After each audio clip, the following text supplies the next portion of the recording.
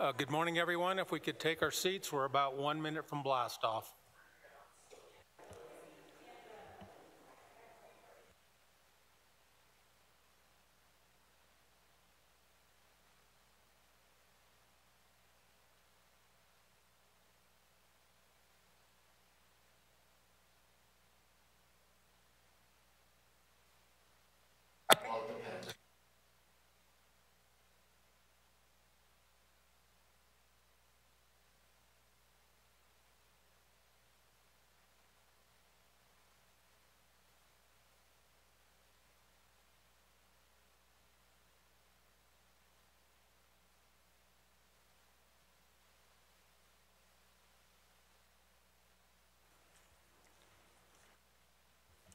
In Las Vegas, can you hear us? Are the microphones working and we're connected? I believe they are. Thank you. Thank you very much. Well, good morning, everyone. I appreciate you coming to the Governor Sandoval's Opioid State Action Accountability Task Force. For those of you who have attended before, we have had two fairly robust legislative sessions, the 2015 session and the 2017 session, where we passed significant legislation related to, if you will, pharmacy control, specifically around the opioid epidemic that we've had. One of the things that Governor Sandoval wanted to do following the last session was to have an accountability process to make sure that we were making progress on the things that we said we were going to do. Again, a reminder, many of you participated throughout the years where we had a very large event in Las Vegas. I think around 500 people attended that summit. We made a lot of recommendations to improve processes, and we really focused on 4 tracks of things to do, putting it very simple. And so the accountability process that we've had over the last year is continuing to monitor those 4 tracks.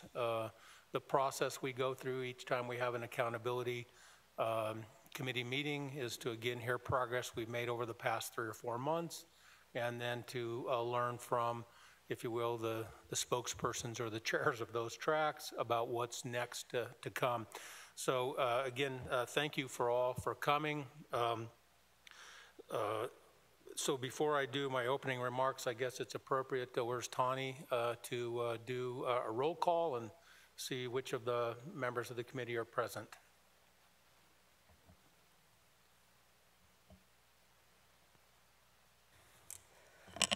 Good morning, everybody. Okay, so Jim Wright. Here. James Zarenda. Present in Las Vegas. Dr. Woodard for Richard Whitley. I'm here. Dr. Azam. Sarah Hunt for Dr. Ellen Cosgrove. Linda Lang. She's here. I'm sorry, if you'll go back to Dr. Sarah Hunt. Stacy Smith. I'm here. Michelle Berry. Present. Judge Stiglich. Tina Talim. Jeff Ellis. I'm here. Dr. Daniel Burkhead. Dr. Andrew Wyman. Dr. Tanya Fairs. Robert Bowles. Here. Senator Patricia Farley. Assemblyman Mike Sprinkle. Thank you very much. So again, Mike Wilden, Governor Sandoval's Chief of the Staff, for the record. I just want to do a couple little teasers before we get going. I'm pretty excited about today's meeting. If you have, again, participated before, I'm all about the data and watching the data flow in and see what's happening. So I think we're going to have some pretty exciting data reports. I think in track 3, we'll see some information there, and also a lot of information about some of the education treatment programs that have been going on. So I think we have great news to listen to today and to see where we're at. This is the 3rd accountability committee. We will have one more sometime in October. I think we've sort of decided on what, the 24th? Is that what I'm seeing? 2-4 and fingers showing there. So probably put on your calendar around the 24th of October will be the last Accountability Committee meeting report before we head into the 2019 legislative process. I also want to throw out one teaser. Mary Sarah back there probably going to kill me for doing this, the governor's press secretary, but HHS staff have been working over the last several weeks, probably months, on a recovery-friendly workforce website that we will be launching or announcing very soon. So I'm hoping to do that in the next couple of days after we've finished reviewing that website and the information around that. So not quite ready today for primetime play, but we will be issuing that soon. Any members of the press listening will be in touch with you in the next day or so on that. So next on the agenda is public comment. And so I'm going to start with public comment in Las Vegas. Is there any public comment in Las Vegas? Come forward.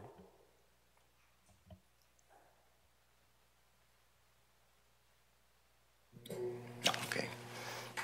I have a somewhat unusual request. I was with Dr. Edwin Kingsley, an oncologist, and his nurse yesterday, and they asked me to give them a brief comment. I timed it, it's 1.5 minutes long, and I would ask that will I be able to give that and not, you know, suffer any consequences for my own statement that's approximately 3 minutes long? Sure, go ahead. Okay. This is Dr. Edwin Kingsley. He's an oncologist here with one of the local facilities, and his nurse. He told me AB 474 has drastically increased the time consumed in complying with this overreaching legislation. However, the biggest concern is with pharmacists. Where once we had a team approach to medications, it has now turned into a much disappointing adversarial relationship ever since AB 474 was enacted. Pharmacists continue to refuse to fill prescriptions for oncology patients. It's bad enough having to deal with the insurance industry, but you would think by now pharmacists would get it. Oncology patients are supposed to be exempt. The other is the lack of cooperation with other oncology patients getting their pain meds, the new ones. If the pharmacy doesn't have it in stock, it has taken as much as 5 days to get the product in stock. While understandable, he and Diane are extremely disappointed in the lack of cooperation between the pharmacists helping out each other to get the necessary medications. Chain pharmacies, in particular, won't give each other information about stock supplies. This often necessitates the pharmacy crawl, searching pharmacy after pharmacy trying to get their prescription filled. Dr. Kingsley and Diane are especially incensed that their disabled patients who are already in pain and suffering are essentially forced into this predicament. And I just have to say, as a pharmacist, I find this very discouraging and disheartening for my profession. Okay, I will follow up with my statement. I'm Richard Martin. I'm a hospital pharmacist, disabled, former pain management consultant on an oncology unit. I'm an advocate. I'm associated with the Alliance for the Treatment of Intractable Pain, and I'm a long-term chronic pain patient on opioid medications. I attended and testified at the FDA meeting on patient-focused development for chronic pain in Washington, D.C. a week ago, July 9th. This was a patient-focused meeting with testimony from patients across the country giving detailed information about their pain. Since the CDC guideline for prescribing opioids and chronic pain was released, the testimony from across the country shares similarities with Nevada. I would like this time to state unequivocally that Nevada does not have a prescription opioid overdose problem from legitimate pain patients. According to statistics obtained by KLS-TV, 99.98% of patients who received a prescription for an opioid did not overdose. We have a multi-drug toxicity problem resulting in overdose deaths. It is a polypharmacy problem that may include an opioid in the overdose. Some overdoses may even be an overdose, and the patient may have died from a heart attack, and if they have an opioid in their system, it is reported as an opioid death. I have, I'm just about finished too. I have Clark County Coroner's 2017 report, opioid-related deaths with heroin. You'll find 345 deaths, 89 list a single drug in the tox screen. That's 26%. So the remaining 74% have 2 or more drugs reported. So to me, as I mentioned, this is a multi-drug toxicity problem. If you remove the heroin from that figure, it leaves 69 single drug deaths, or about 20%. Of these 69, I'd like to see how many had a legitimate prescription for the drug that was reported in their system. Would the Board of Pharmacy, the PDMP, or someone be able to do that and find out that information? I find that that would be a very statistically important piece of information. The inaccuracy of the media reporting on all of this stuff has caused immense suffering in the pain patient population, and we have documented suicides because of this.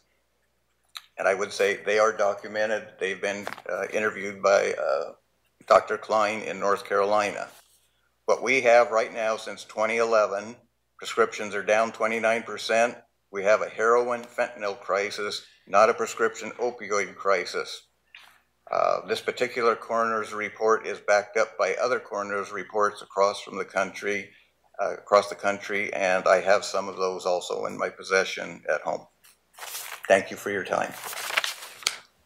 Thank you, Mr. Barton. If you can leave a copy of your comments, that would probably be helpful for the minutes. If not, we appreciate your testimony.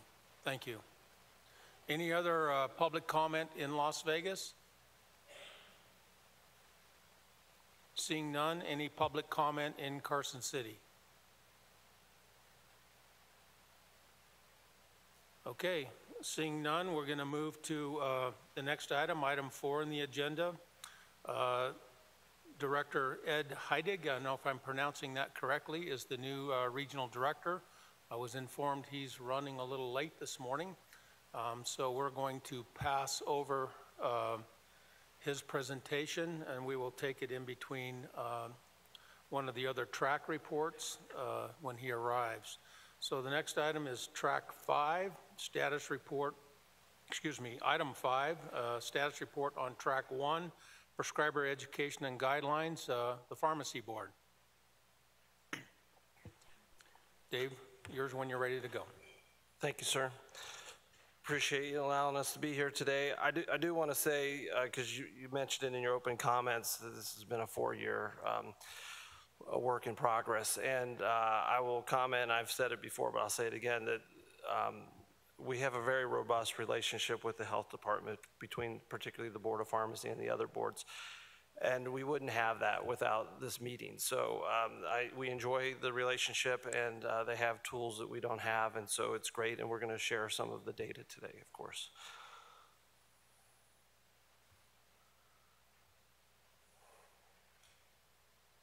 Okay, so milestones that we've seen since the last time we met, the state, the Board of Pharmacy, and the other boards have worked with the public and stakeholders to promulgate regulations that supplement AB 474 and provide some clarity, and the majority of those have become effective. All the boards that oversee prescribers have addressed the opioid continuum. Dave, can you hang on 1 second? We're not queuing up your presentation, so.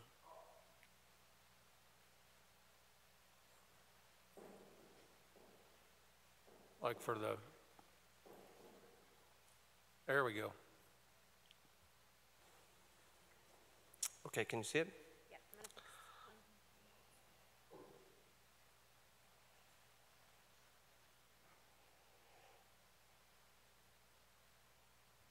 Thank you very much. Okay, so all the boards that oversee the prescribers of controlled substance have addressed the opioid continuing education requirement, either by regulation or by policy. The Board of Pharmacy has collected the controlled substance prescription data via the prescription monitoring program, and the analysis has the preliminary analysis has been completed. This kind of hit right when we had our last meeting, but I did want to throw a couple slides in it. The National Safety Council, which is a nonprofit, non-government agency that has reviewed independently all the states and how they've fought the opioid crisis, lists Nevada as one of only 3 of the states that meet the 6 key actions to save lives. They're listed there. It's mandating prescriber education, implementing opioid prescribing guidelines, integrating prescription monitoring programs, of course, into the clinical settings, improving data collection and sharing, and then treating opioid overdoses and increase the availability of opioid disorder treatment. So this is a map of the United States, and if you look there, it's Nevada, New Mexico, and Rhode Island are the only 3 that have met all these criteria. And as we all know, 4 years ago, we were basically the top of every bad list, and so it's nice to be the top of a good list.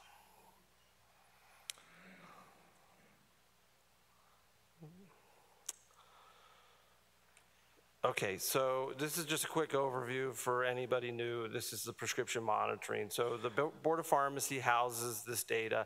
It's data points of every prescription that is filled for a Nevada resident. And then the prescribers are supposed to view this prior to prescribing most times when they're prescribing controlled substances for the appropriateness of the medication. And of course, the Board of Pharmacy and the Department of Health is utilizing this data to improve the health and the safety of the residents of Nevada. So we've completed our initial review of the data. Cairo will be presenting this, some of the data in track 3, but what we looked at is, we looked at the last year prior. The law went into effect January 1st of 2018. We looked at the year before that, and then we took a harder look at monthly prescription totals from the 1st till the end of May. And then did a comparison, and like I said, Cairo will be presenting that along with myself in just a little bit. So the priorities for the track 1 group is to continue to analyze the PMP, to look at it from not only a prescription, number of prescription, but number of pills, the unit of use, and see how many, what's happening with how many pills are in Nevada and what pills are in Nevada. We need to provide stakeholders and the public with this data, and that's part of this today. And then we need to identify policies that are needed to enhance the current laws if necessary. And I can answer any questions. Thank you, Dave. Any questions from the committee of Dave or the Pharmacy Board? Las Vegas, any questions? I'm not seeing any, so once again, thank you for the update. Appreciate the data collection efforts you made. I've been to a couple of your presentations earlier. I think we're on the right track and getting some good data coming in, and I know when we get to track 3, you'll come back up to the table and talk about that data. I'm excited about track 3 too. Thank you, sir. Thank you.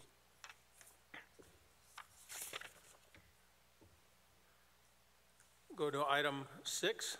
Status report of track 2, treatment options and third-party payers. Dr. Woodard, are we going to have everybody come up at once, or you're going to do the first piece and then the others come up? Thank you. Dr. Woodard?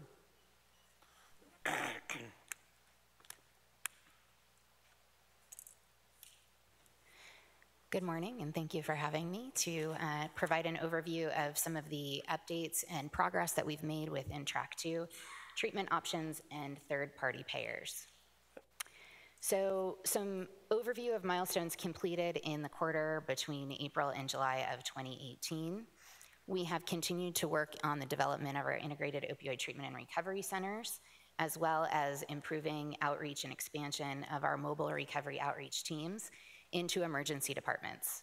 There's been an expansion of naloxone distribution statewide, the establishment of the STR webpage. We do finally have our needs assessment published, and we have been working on the request for applications and have reviewed those applications for year 2 of our opioid state targeted response grant. Some additional updates related to track 2. Between February of 2018 and April of 2018, We have had just over 2,500 individuals accessing treatment through our integrated opioid treatment and recovery centers, and this signifies a pretty stark improvement in the expansion of access to services for medication-assisted treatment for individuals with opioid use disorders. We also have had 101 individuals receive peer recovery support services, 300 naloxone kits were distributed, 1 opioid overdose reversal was actually reported back to us. It is not a requirement of the data that we collect related to the distribution of naloxone, but it is a nice data point to be able to speak to. We also have 2 mobile recovery outreach teams that have been established and are actively doing outreach into hospitals.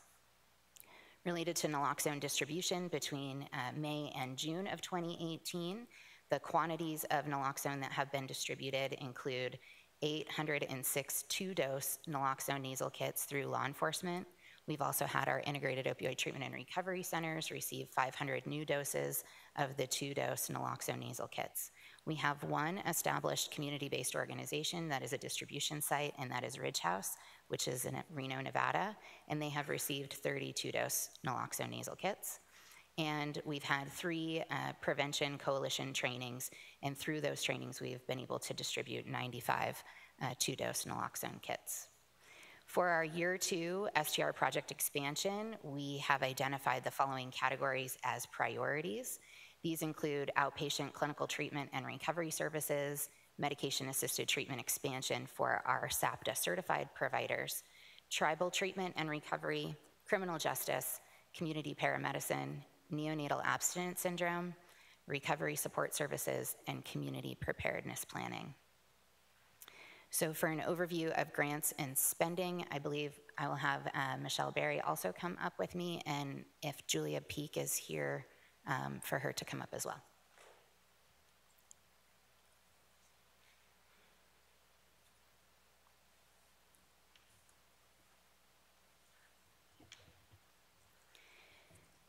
So when we had our first accountability task force meeting, we actually had an overview of all of the grants that had been obtained through the state of Nevada and mapped those onto the various 4 tracks that we have so that you would be able to see what funding we had coming into the state and how those funds were being spent. At the request of the governor's office and this task force, we are providing an update to some of those grants. So this is an overview of both past and current funding based on those 4 priority areas, or also those 4 tracks. And so for the state targeted response to the opioid crisis, also known as the STR grant, this grant was obtained in May of 2017 and runs through April of 2019. Each year, the current amount is $5,663,328. As for a budget update, in the first year, we spent just over $3 million in the first year of the opioid grant period, leaving a remaining balance of $2,601,084.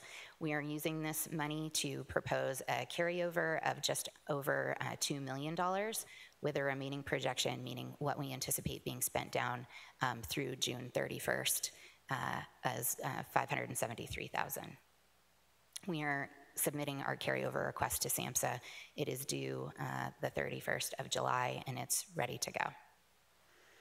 So in order for us to propose a carryover, we had to identify what projects we had initiated in the first year that we continue to need funding for to carry through for year 2, and that includes the $1,664,000 for medication-assisted treatment expansion of services, as well as $363,472 for neonatal abstinence syndrome expansion and the expansion of services for pregnant women and women with dependent children, for a total of just over $2 million in carryover. So MAT service, yes. Before you go to this next funding thing, I want to just make sure that I'm clear on the STR carry forward. So it's $5.6 million a year. Correct. As you know, the governor received a letter from Substance Abuse Mental Health Services Administration, saying we could request the carryover. So I assume that, that's all being done and they will approve that. So is the carry forward, so the second year, will there possibly a carry forward to the third year also, or the first year carry forward has to be spent in the second year, and then you get a second year 5.6, and then would there be a carry forward allowed there too, or does it all have to be done in the second year? At this point, we've received no guidance related to a carry forward for year 2. We are also in the process of applying for an expansion of what they're calling the State Opioid Response Grant, which is essentially a continuation of the STR grant, which will also be effective once the year 2 of STR is over. So I think they're trying to still figure out if carryover is going to be allowed or not, but we will still be receiving the 5.6 for year 2. So absent any other carry forward direction, then we would need to be spending about $7.5 million in year 2. Correct. Thank you.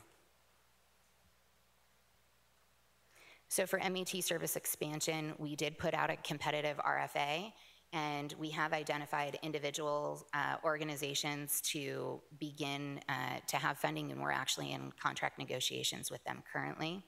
The funding allocated has also been to expand what we're calling spoke services. So if you recall from previous presentations, our integrated opioid treatment and recovery centers are really Nevada's version of the hubs within a hub and spoke model.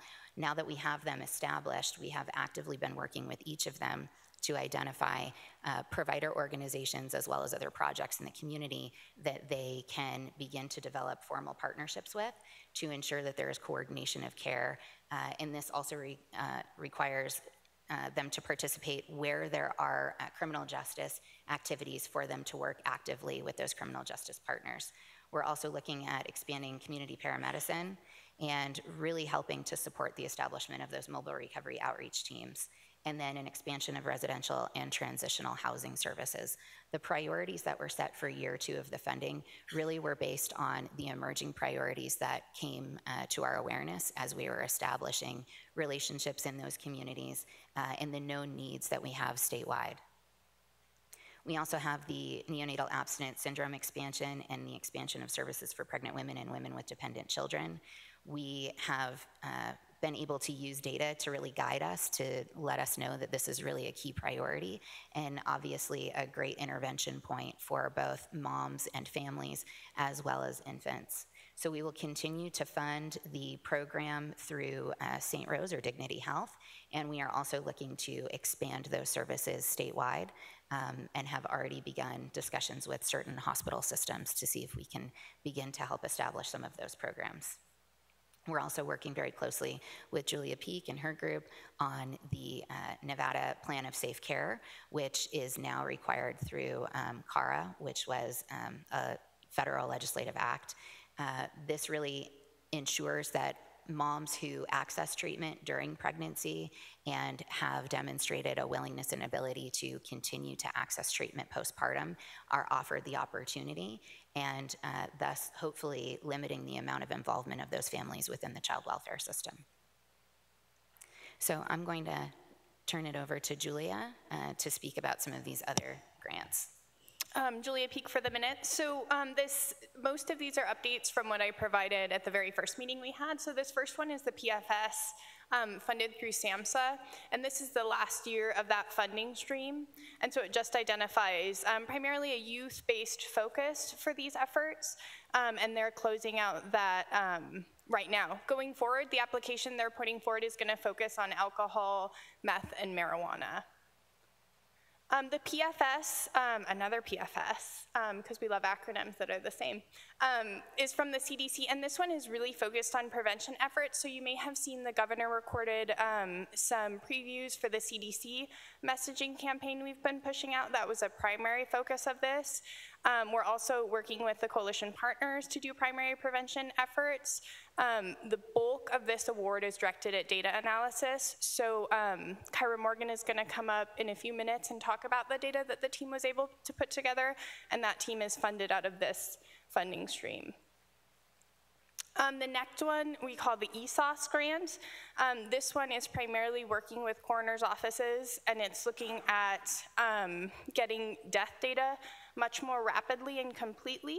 So not only does it fund toxicology, they've also allowed us now to fund autopsies and additional toxicology specifically for those rural cases.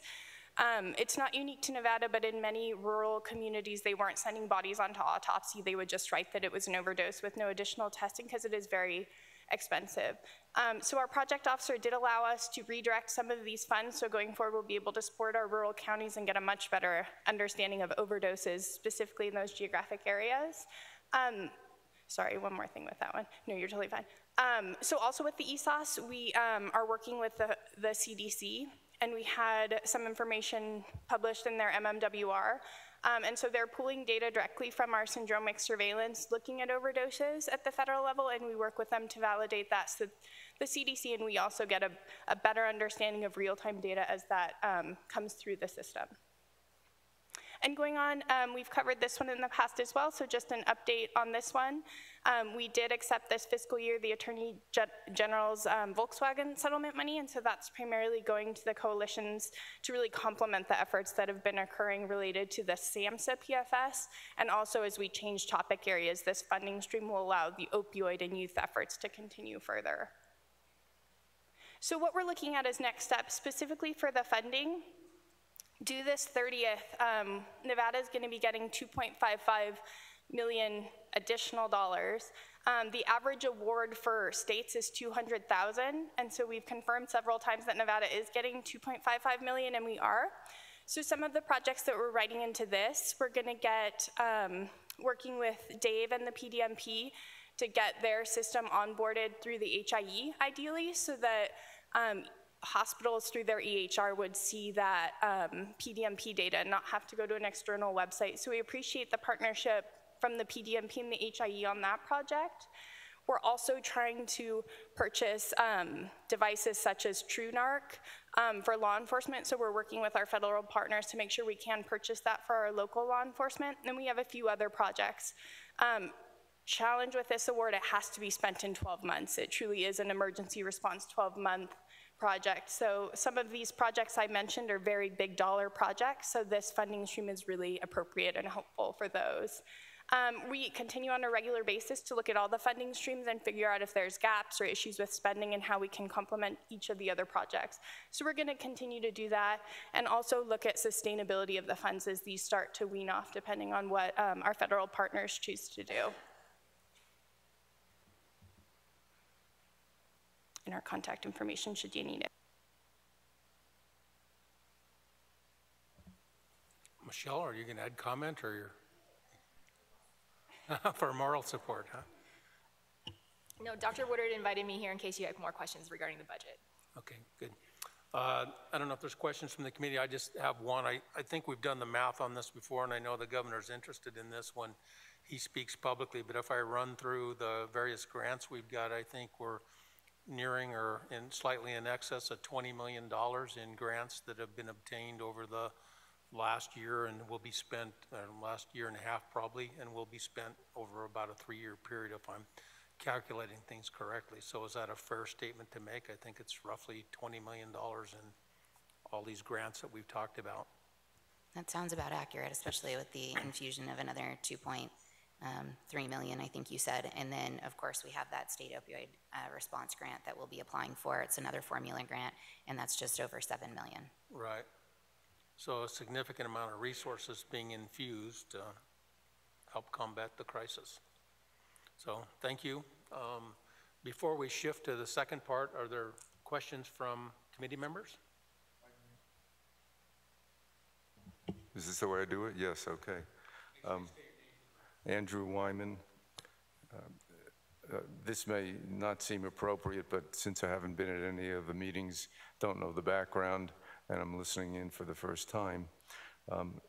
You're a provider on the ground. You work in Reno. Someone comes into your office with great need for opiate services. Where do you turn? Who do you call? Where is the IOTRC office? How do you get them over there? How do you follow up afterwards? So Stephanie Woodard, for the record, our integrated opioid treatment and recovery centers, we actually have 2 in Reno, Nevada. The first is Life Change Center, and the second is Center for Behavioral Health. Both of them have mobile recovery outreach teams, so they could be contacted. And certainly, if there's a need for a warm handoff, they have peers that are staffing those teams. What we have found is that peer-to-peer interaction or peer-to-patient interaction can be very valuable, especially when an individual is really very nervous about the opportunity or the possibility of entering into treatment and recovery services. And then, of course, direct referral to the provider organization, either Life Change Center or Center for Behavioral Health. The reason that we established those integrated opioid treatment and recovery centers is because unlike some of the other states where they really have seen that there was inadequate access to opioid use disorder treatment, what we found was that what was primarily lacking was the connectivity to treatment, that we had capacity within our treatment providers, but on the ground, providers didn't really know where to turn or how to make a referral to those providers. So the integrated opioid treatment and recovery centers are also tasked as part of their scope of work to do public outreach to ensure that providers like yourself know that they exist and how to best make that quality referral.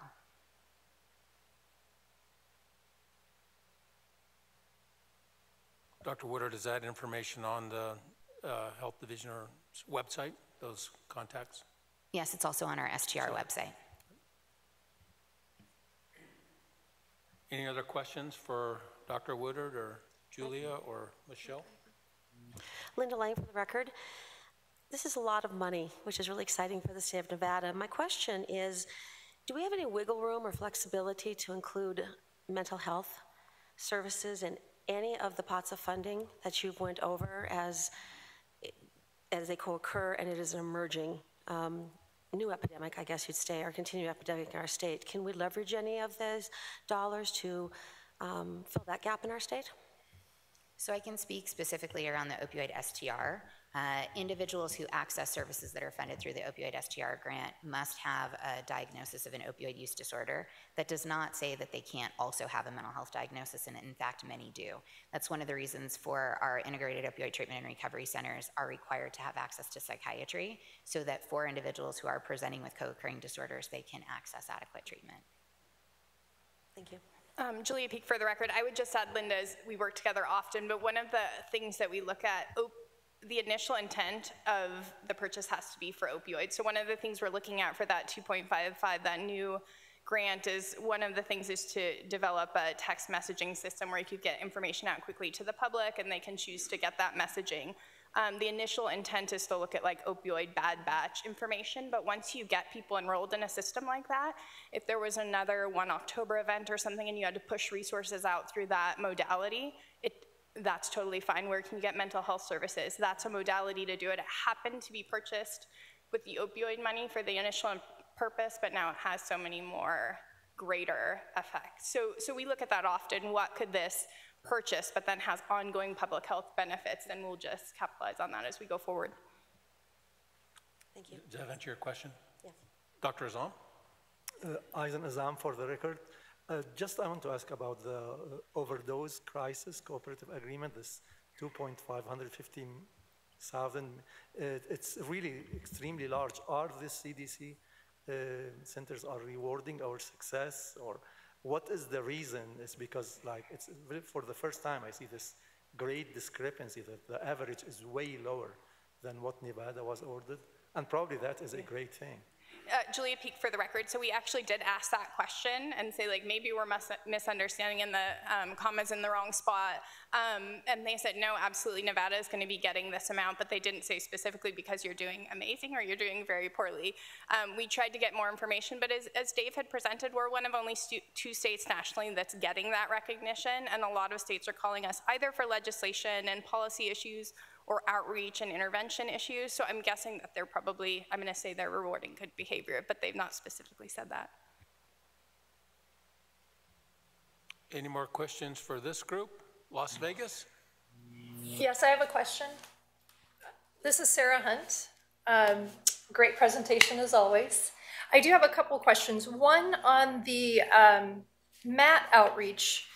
And I know we've talked about this a couple different times. Is there an opportunity to use some of this money to train other prescribing professionals that want to start adding MAT treatment into their regular practice, maybe even in primary care?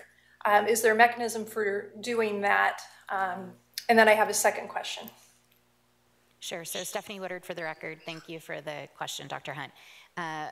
We have actually requested formal technical assistance to provide that on-the-ground training. It's been a bit of a struggle, primarily because that training is available online for free. And so they've really hesitated offering states the opportunity to have face-to-face training for physicians, primarily because it's available. But we have looked at opportunities to expand that training. We plan to bring that to Nevada in year 2 of the grant. And as far as the expansion of services, one of the primary areas of the 8 that we've put out the RFA for was really to assist primary care offices, OBGYNs, other medical practitioners to expand their practice to include medication-assisted treatment. So we certainly do see that there is a need for funding and have earmarked a considerable amount of funding to support those efforts. Thank you. And then my second question is related to the integrated opioid treatment and recovery centers. Do we have plans, and sorry if I missed this, to expand it beyond the sites that we have already in the state? And you mentioned, I'm always curious about the integrated part. You mentioned having psychiatry be involved, but are there other therapeutic clinicians that are a requirement to be a part of the IOTRCs? Yeah, so the integrated opioid treatment and recovery centers were really designed to be exactly that, integrated. So they were supposed to integrate both physical health, mental health, as well as substance use disorder, and have access to peers as well as other clinicians to be able to provide the treatment necessary. Also recognizing that the integrated opioid treatment and recovery centers, or our hubs, really are tasked with identifying and diagnosing as well as determining what the most appropriate level of care is.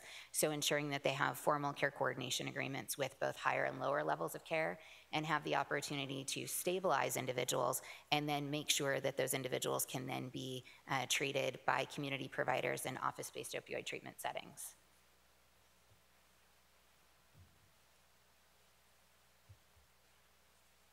Any more questions, Las Vegas or Carson City? Hi, this is Stacy Smith. I have one question. Dr. Woodward, you mentioned the mobile units being in Reno. Are they going to be expanding beyond that area? We're certainly encouraging them to do so. So where there is a need, we are evaluating what that need is and what the availability of those the integrated opioid treatment and recovery centers is. So for example, Life Change Center is also working in some of the rural communities just outside of Reno to make sure that there is an expansion of services as well as mobile recovery outreach. We have been working with looking at Nye County and Center for Behavioral Health and seeing if there's an opportunity to expand some of the services out into that county as well as into Boulder City.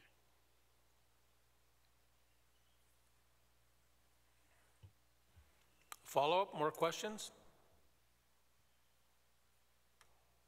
Hearing none. Thank you, Dr. Woodard, Ms. Berry, and hold on, Mike. We have one question coming. You have to step up to the table.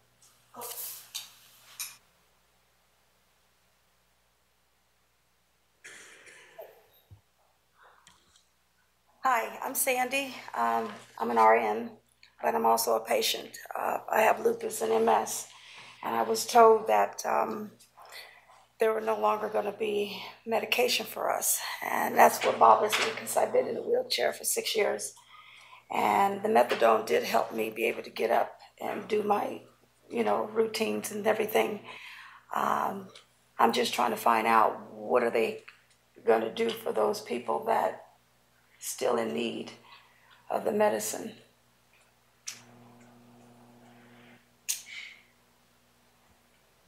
I'm not sure. I mean, you're speaking in public comment, so I'm not sure if I'm not exactly sure what your question is. You're in need of medication and can't obtain medication, or? No, I was told from the doctors that they're going to discontinue the medication, and I'm just trying to find out what are they going to have for those patients that have MS and lupus and chronic other illness and diseases. What are they going to have for that? Because the new stuff that they're putting out is not helping any of the patients. Yeah, if it's okay with you, it is. I think it is a public comment, but serve the public. So I think this is Dave Weiss from the Board of Pharmacy. I'm not sure what you're talking about, and I can tell that you think something's coming, but you're not sure what's coming. So I would advise you to reach out. You can reach out to me directly after this meeting, and I can dig into the details of it and see if I can help you. And my contact information is on the slide. It is also dweest, W-U-E-S-T, @pharmacy.nv.gov, and I'll help you with it after this meeting. Thank you, I appreciate that. So we're ready to change it up? If I may, there was a second part to Dr. Hunt's question, so I just wanted to make sure that I addressed it before we wrapped up. And that was, is there going to be an expansion of the integrated opioid treatment and recovery centers? This is why I have Michelle up here, so she can help me out. And at this point, we're not looking to expand integrated opioid treatment and recovery centers unless there is a need in certain geographic areas. We're certainly open to it. So because this is a state targeted response grant, we are really looking to target these funds to areas where there is evidence of need. So if there are specific geographic areas that look like they could benefit, and we have providers that would be prepared and ready to be able to provide those services, we would be more than happy to engage in those discussions.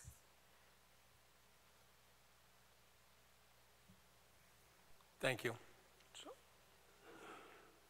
So the managed care presentations, do you want to all come to the table at once or in the order of the agenda?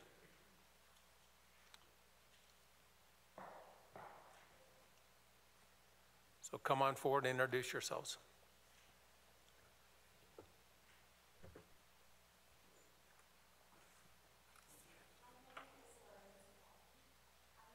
Medical Officer for Health Plan of Nevada and United Healthcare Nevada. We appreciate the opportunity to be here and share with you some of our initiatives and data. Hi, I'm Dr. Timothy Justice. I'm the Medical Director for Behavioral Health Care Options, which is the behavioral health arm of the health plan. I too appreciate being here. I have an interest in this. I did extra training and residency in substance use disorders, and I was also a medical director of various freestanding hospitals for 20 years, and so ran both inpatient and outpatient programs. Hi, I'm Dr. Lisa Thompson. I'm one of the medical directors for Anthem Blue Cross Blue Shield Healthcare Solutions. And I'm Tom Baronic. I'm the pharmacy director at Silver Summit Health, and I'll be presenting for Silver Summit. I'll look for someone to chair. So Health Plan of Nevada, you're going to lead off? Sure, thank you. At Health Plan of Nevada, we are working on the premise of preventing opioid misuse and abuse. We're working to connect people with timely treatment, and we want to support both our members and providers. And this ultimately falls in line with our enterprise-wide mission, which is to help people live healthier lives. At Health Plan of Nevada, we were selected as one of 10 markets in the country from the broader enterprise of United Healthcare for the United Healthcare Opioid Community Partnership. This has provided us in the local market with extra resources and the interventions that we'll go into, as well as the policies. In the last couple years, with respect to pain management and trends with prescribing, we've seen a 38% decrease in total prescriptions of opioids and unique utilizers. So this is largely a result of policies that have been put into place. Our pain management policies are mostly with respect to pharmacy policies. We've narrowed the refill window where folks present to get refills on their opioid prescriptions. We also have set up an alert for drug interactions. If someone presents to a pharmacy to fill an opioid, and say, for example, they also have a prescription for buprenorphine, that will set up an alert at the point of sale to the pharmacist so he or she can communicate with the provider and the patient. For any member that's new to short-acting opioids, we have limits on those. There's a current 7-day limit prior to a prior auth. For any woman that's getting a prescription for prenatal vitamins, a point of sale alert is also issued if that woman is filling an opioid prescription. And this is an important thing for the pharmacist to discuss with our member as well as the provider. The same thing is in place for any member that's on a benzodiazepine. That's something like Valium or Xanax. If they go to fill an opioid prescription, this will also generate an alert. That's a very dangerous combination. The broader enterprise has provided a lot of data analytics for us. We're able to track opioid usage, both in terms of volume and prescribers. I recently had a discussion with a dentist, and in presenting his data on his patients, he didn't realize that he wasn't following typical practice patterns in terms of how he was prescribing opioids. Based on our discussion and review of the data, he then went out and spoke with his peers and realized that they're telling people to take NSAIDs, something like ibuprofen for dental pain, where he was prescribing opioids. So this type of data sharing has been really fruitful and valuable for the providers, and the response has been extremely appreciative. As we know, in medical school, a lot of us didn't get a lot of training in pain management. So these types of discussions are very receptive from the providers. Moving on with our policies, we have prior auth now on all long-acting opioids, and this is for non-cancer pain. There's also supply limits on long-acting opioids, again for non-cancer related pain. We adhere to the CDC guidelines and follow the limits that have been put into place and recommended by the CDC with respect to the morphine equivalent dose, or MED. We also advocate for the pharmacy lock-in program, and this identifies members who are getting multiple prescriptions for opioids, maybe from multiple providers, and filling them at multiple pharmacies. With respect to coverage for non-pharmacological treatment for pain, again, we advocate and support for the CDC guidelines. United Healthcare has many links online for providers to access information about the CDC guidelines, and we have open discussions in our face-to-face meetings with the providers in terms of how to treat pain. I've discovered in my discussions with the primary care that many of them maybe didn't have the best mentor and really didn't understand that an opioid wasn't the first thing they needed to prescribe. So this has really opened the door for a lot of frank discussions. So this is Timothy Justice. Although you can see from this graph that our utilization of medicated assisted treatment is increasing, the rates should likely be higher. We're trying to improve patient access, and that'll be addressed in the next slide. We're also working at BHO through our utilization management function to confront the fact that there are still many, many treatment programs, especially out-of-state treatment programs, who offer only an abstinence-based approach to care. And so they create a kind of a revolving door for these patients that is obviously not productive and at worst very dangerous.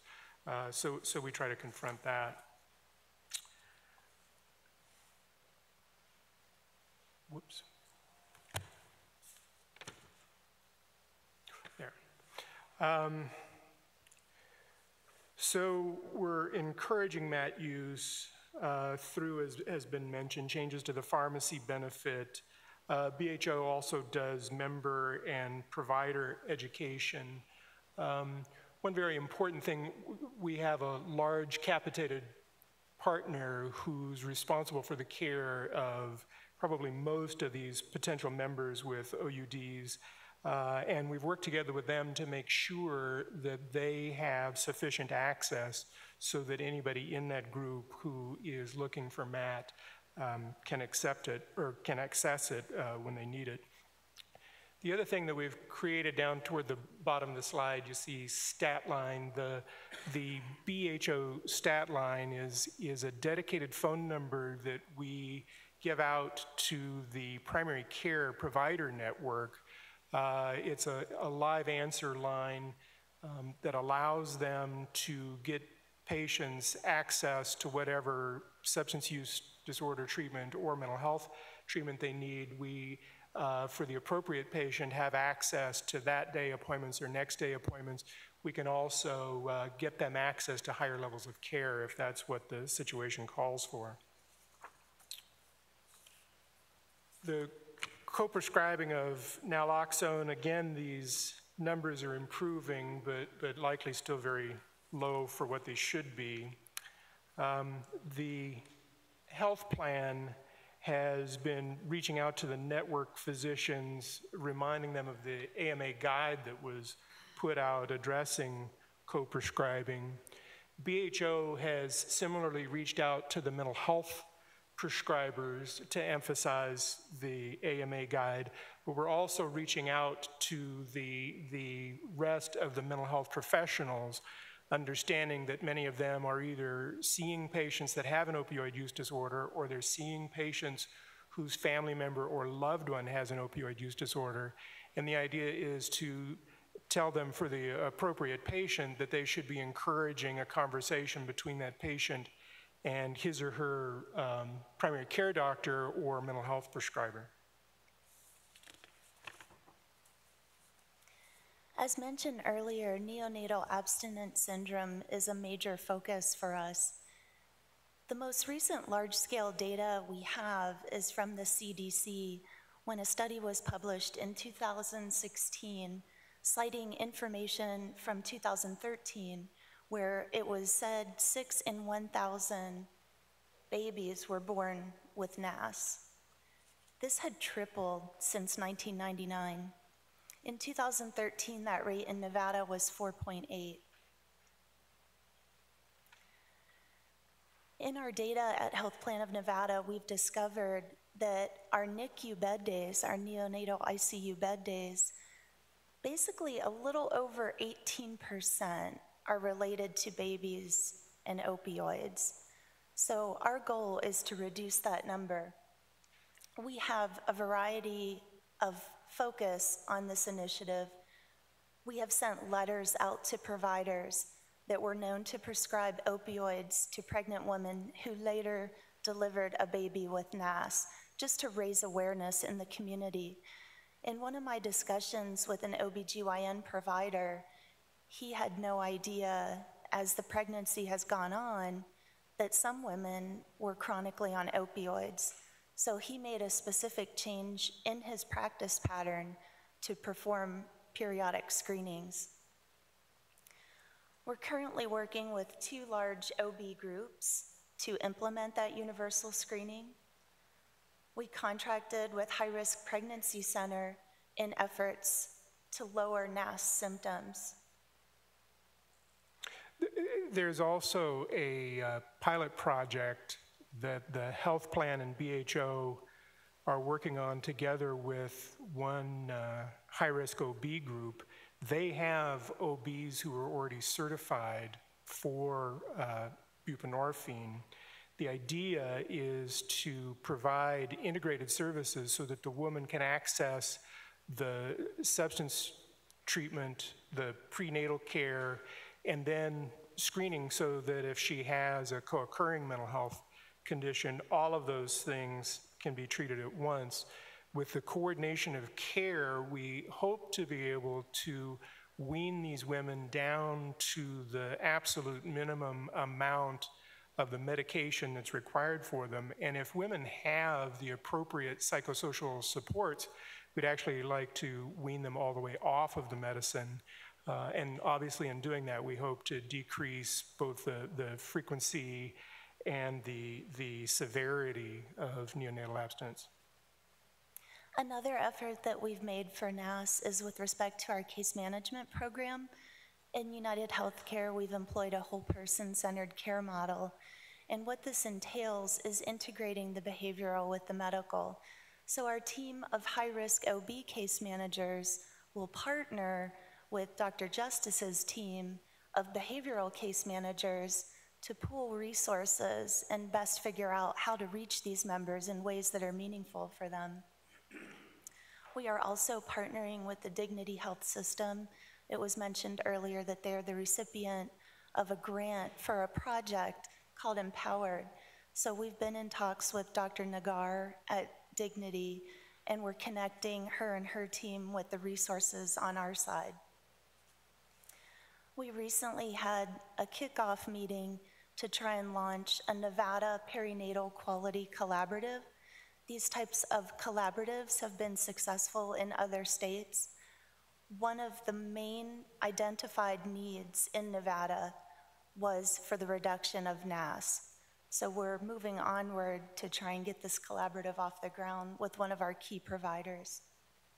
And this was a great effort, including not only providers and payers, but also key community partners like representatives from the health department and universities. I'm happy to say that we are finally launching our Healthy Pregnancy app.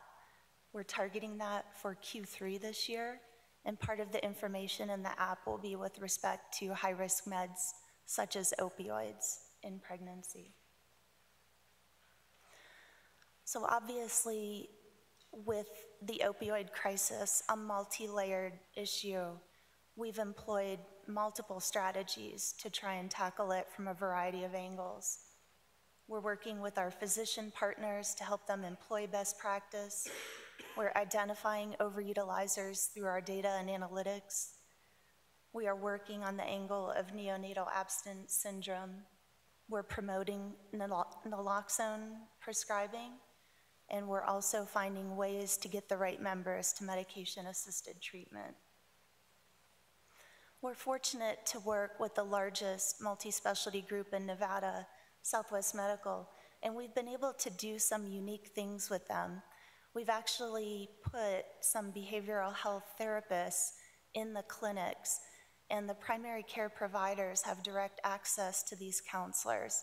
So the member simply can walk down the hall to access the counselor.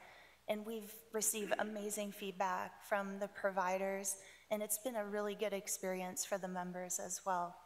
And that's happening on the behavioral side as well, where some of our behavioral clinics have put medical providers on site so that we can work on this whole person care model and really take care of the behavioral with the medical. Thank you. Before we move to the next presenter, we might want to take some questions here. I have one, but I'm not sure if it's a question or a statement, so I'm going to make it, and maybe it's homework for the next meeting that we're going to have. And I don't mean to blindside anybody. I was looking last night, the Department of Health and Human Services Office of Analytics puts out a Nevada opioid surveillance report that maybe Ms. Morgan will talk about in her presentation coming up.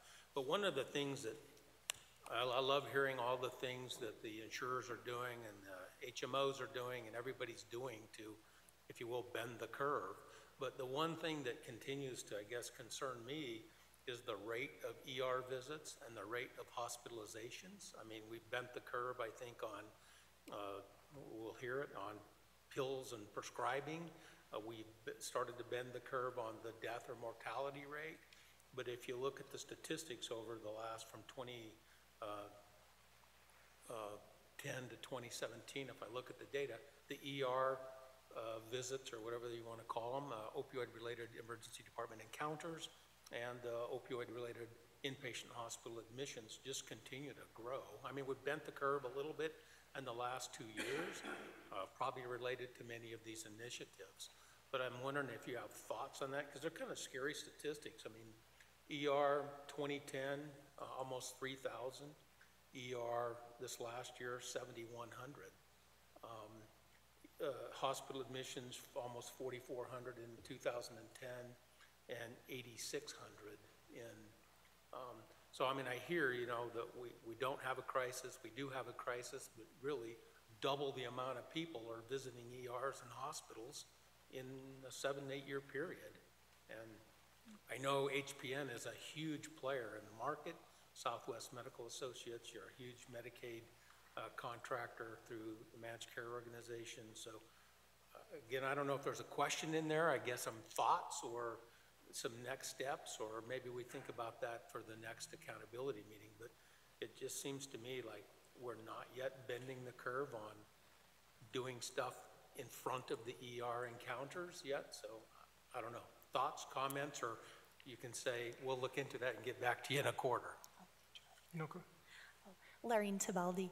So that's a great concern, and obviously we're very concerned with that as well. And in fact, I just had a meeting with one of our local medical directors for one of our emergency departments to discuss what can we do to connect these members with the appropriate resources.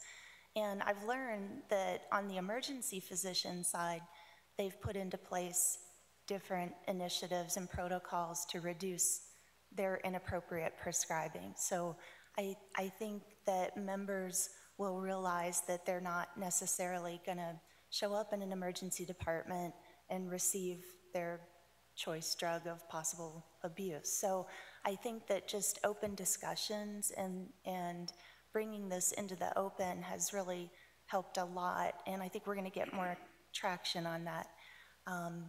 It is a challenge. It's multi-layered.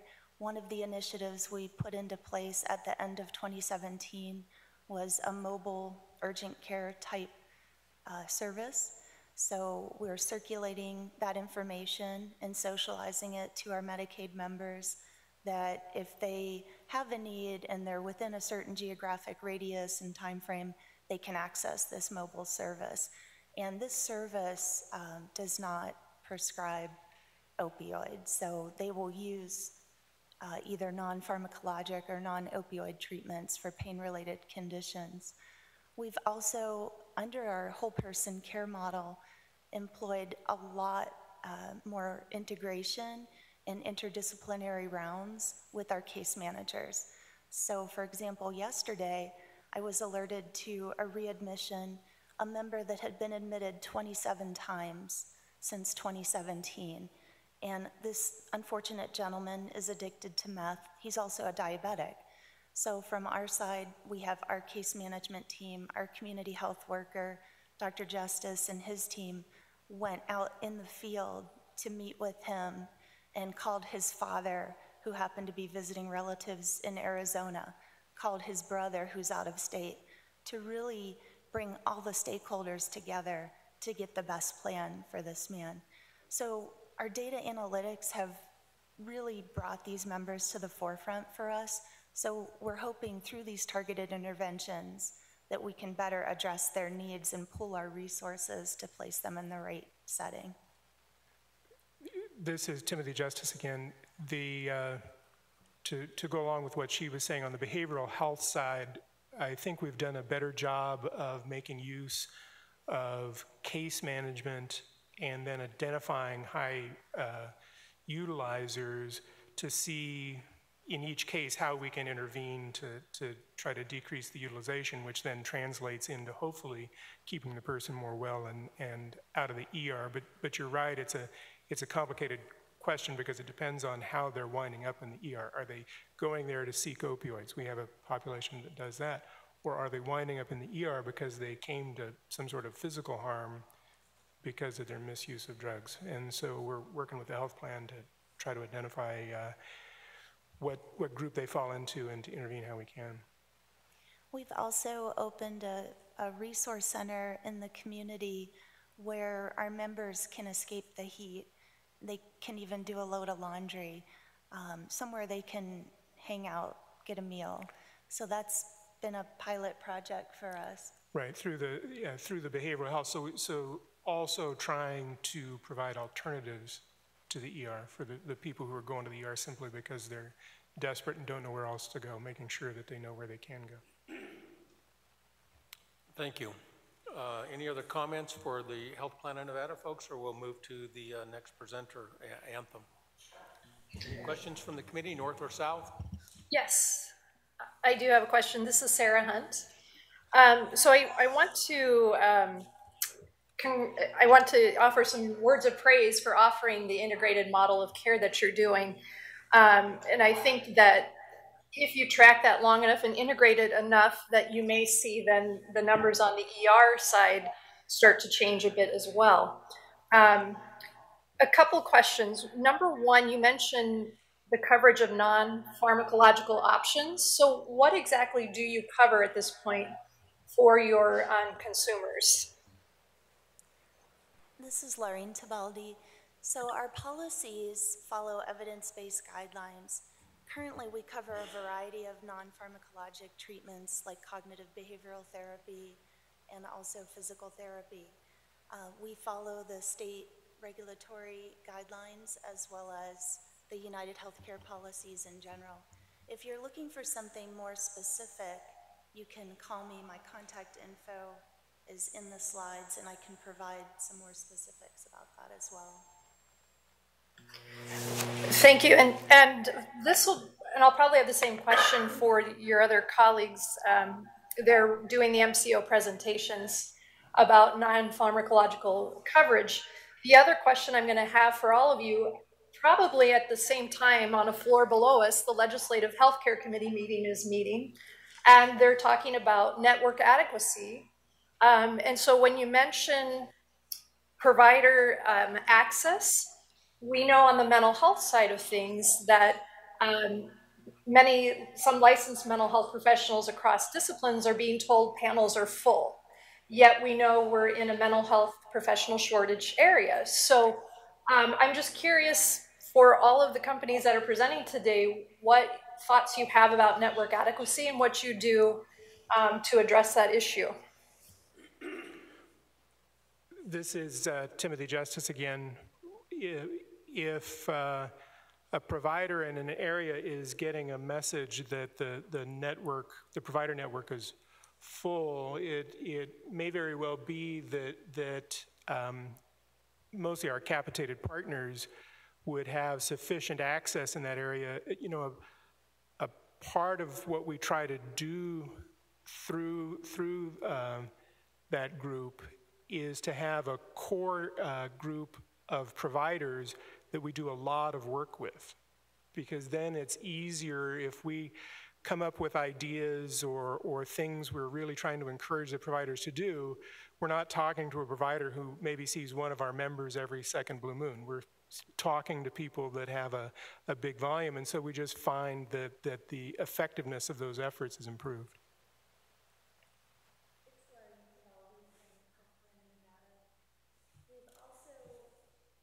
Thank you. We've also made efforts to get our primary care more comfortable with mental health related issues and having the discussions. We've offered training sessions and motivational interviewing, and Dr. Justice and his team has provided Southwest Medical with guidelines and guidebooks on certain conditions and how to treat. We've also worked with our hospitalist partners. Often these members are in the ER or in the hospital and maybe not connected with a primary care doctor. So we work with our hospitalist partners to identify patients that are high risk and get them to refer on to our case management so that we can put them in the right setting. And this is Sarah Hunt again, just one follow-up comment. On the integrated care side of things, so I represent higher education, and we would love to have those clinics be available as practicum sites for our mental health students that we want to train in an integrated model of care so they can go out in the workforce in Nevada, get licensed and get paneled, and help with the different crises that we're having. Thank you. Any other questions of the Health Plan of Nevada group? Okay, we're going to thank Dr. Tabaldi and Dr. Justice for their presentation, and we'll move to Dr. Thompson with the next presentation. Anthem. Thank you. Thanks for the opportunity to speak with you today. I represent Anthem Blue Cross Blue Shield Healthcare Solutions. Anthem has been working on transforming healthcare with trusted and caring solutions.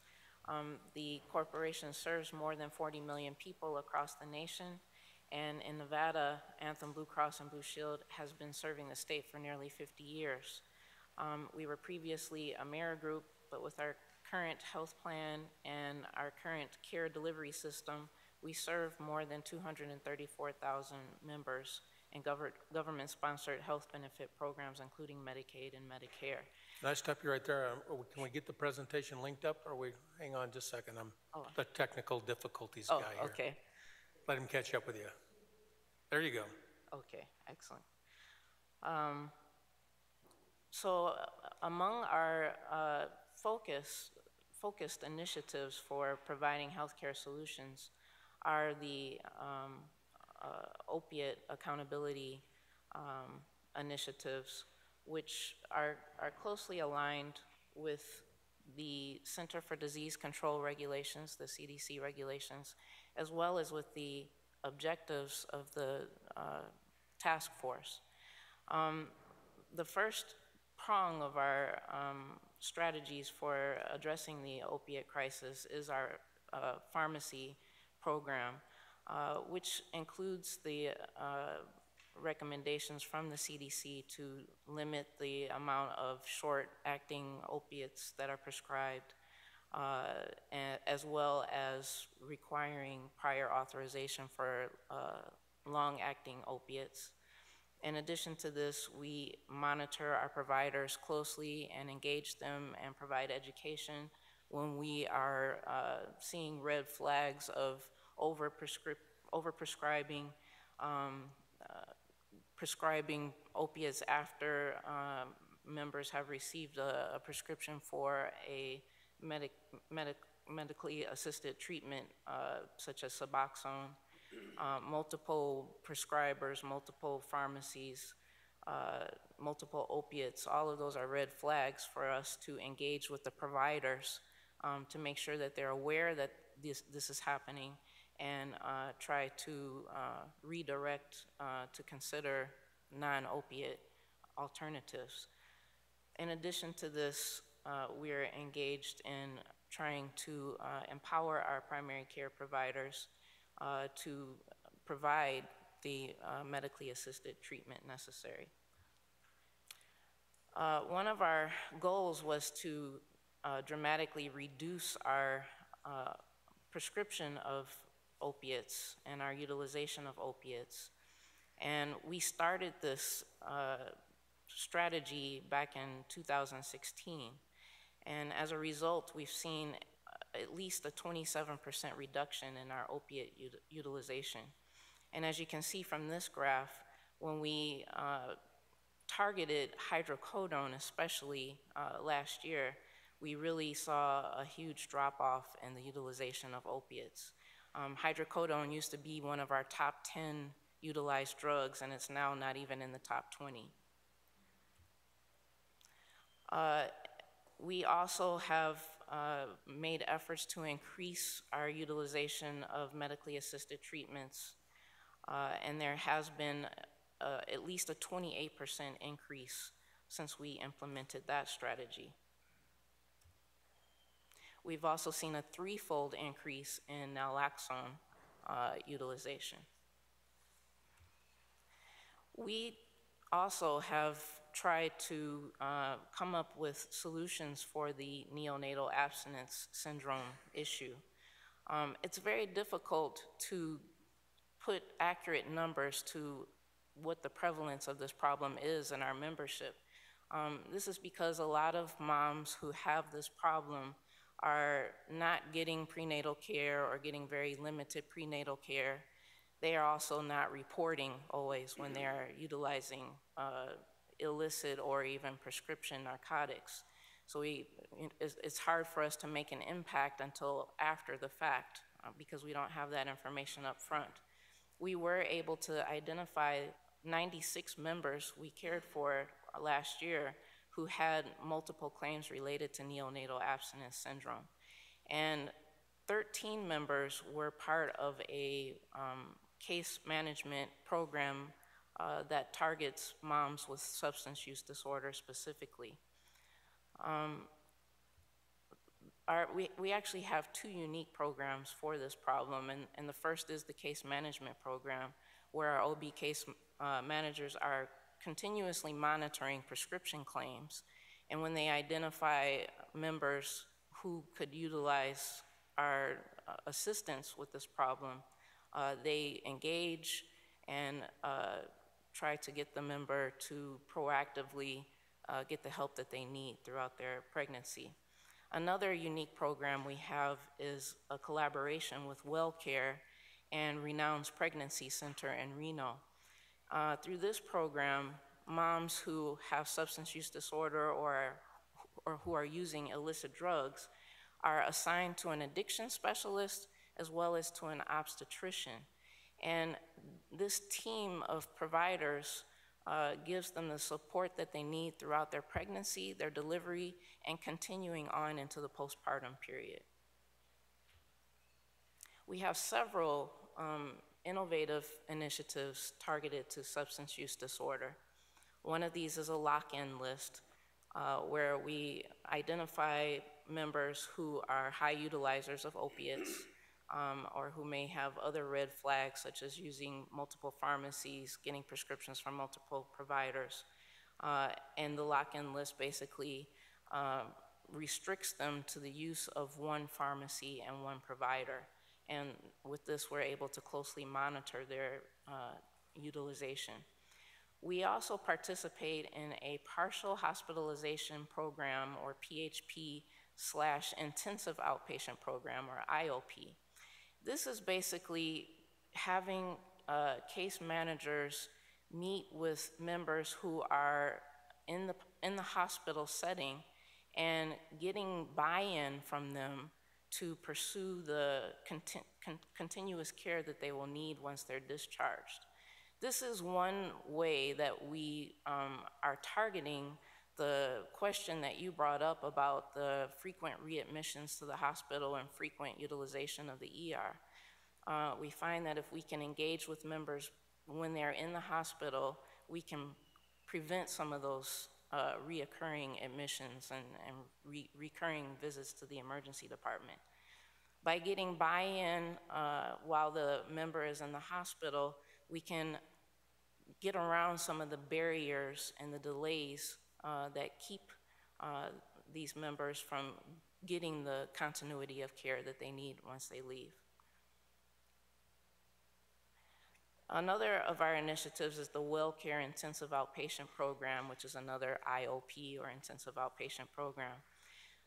This provides support and again addresses the barriers to recovery, such as access to ongoing behavioral health and counseling. Also, WellCare is approved to dispense Suboxone and Vivitrol, which is helpful with the recovery process. And we've seen some really great outcomes as a result of this initiative. There are several success stories of members who have completed the program, who are now employed, maintaining their therapy, remaining compliant with their medical treatment, and even living independently. Another initiative of ours is the Tracking Controlled Substance Utilization in the Substance Use Disorder Population program, which targets members who are getting not just opiate prescriptions, but also getting other addictive medications prescribed simultaneously. Again, this is targeted education to the providers and engagement with the providers. This is especially important for our members who are in inpatient facilities. Many providers have expressed appreciation for having this program in place so that members can go through detox safely. Another one of our initiatives is the high outreach to promote engagement. Again, this is a targeted program to try to decrease the number of readmissions and repeat ER visits by engaging with members while they're still in the inpatient setting. It is an integrated behavioral health and physical health case management program, and it is also field-based.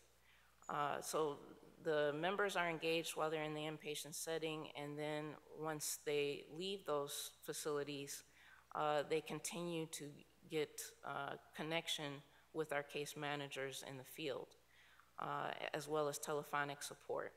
We also utilize certified peer support specialists through this program to meet with members in the field.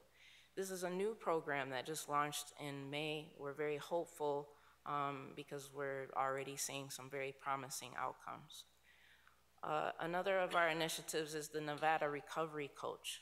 This is a case management program involving a case manager who specializes in substance use disorder management, who connects with members, again, while they're in the inpatient facility, and begins their intervention and recovery program right then and there. She continues to follow up with them after their discharge and provides motivational interviewing techniques and connects members with community resources. And we've continued to see improvement in care for patients that utilize this program. Are there any questions? Thank you. Questions of the committee? Yes, sorry, this is Sarah Hunt again. So I would like to hear a little bit more about the HOPE program that you just started. And is there any availability to expand that past just that group that is the high utilizers of ER? And I guess I'm just trying to understand, is the HOPE program based in provider offices? No, it is completely field-based. These are case managers who are trained in both behavioral health and physical health. So it targets our members with complex medical issues, complex behavioral health issues, and substance use issues, and meets them basically where they're at. The first meeting is when they're in a facility, and then ongoing care is provided in the field. Thank you for that clarification. And I would also then just ask again the question about network adequacy with regards to mental health professionals. And what does Anthem do, or what are you experiencing? Well, I can't explain exactly what Anthem does, but I can tell you that there is aggressive partnering and collaboration so that we do have the mental health providers and services that our members need.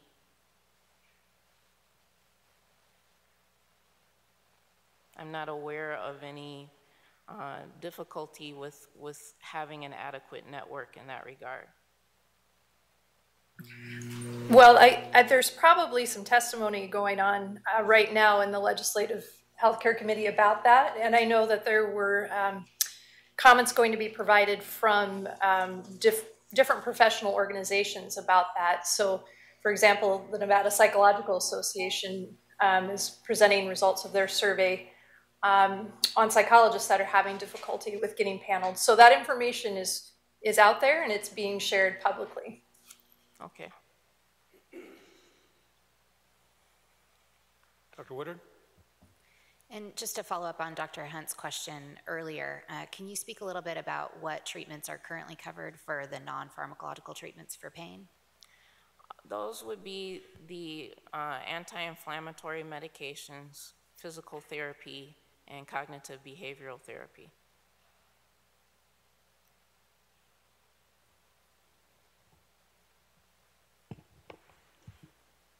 Ms. Berry?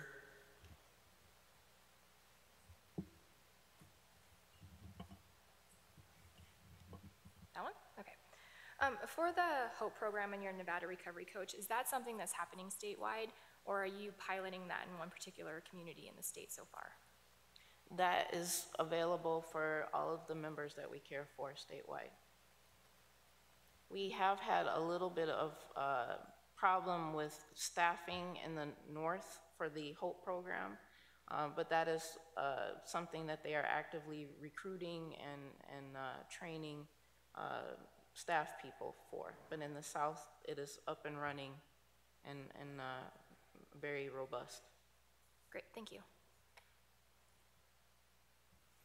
Any other questions for Dr. Thompson, or we're going to move to Silver Summit? Can I ask a question? Yes. Regarding the Anthem Pharmacy Program strategies, what are they? They are, well, they include, like I said, the limiting the prescription of short-acting opiates, requiring prior authorization for long-acting opiates, making sure that we are monitoring and engaging with our providers who are over-prescribing,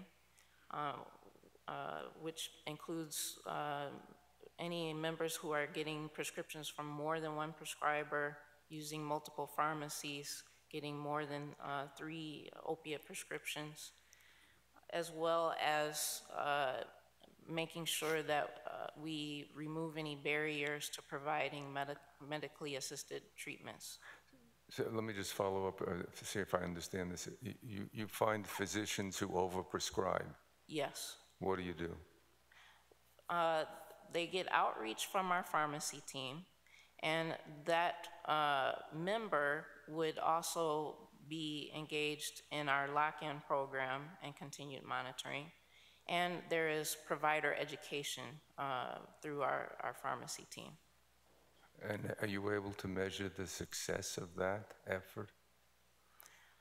That's a good question. I'm not really sure. I can talk with the pharmacy team and get back to you with exact numbers.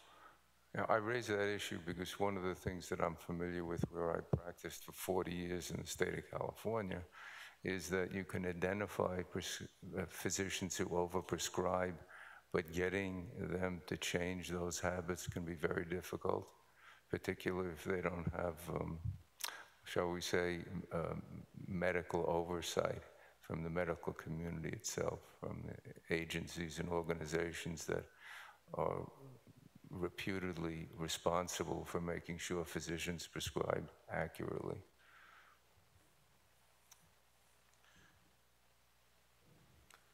Thank you. Any other questions? If not, we'll have Director Biernack, Silver Summit.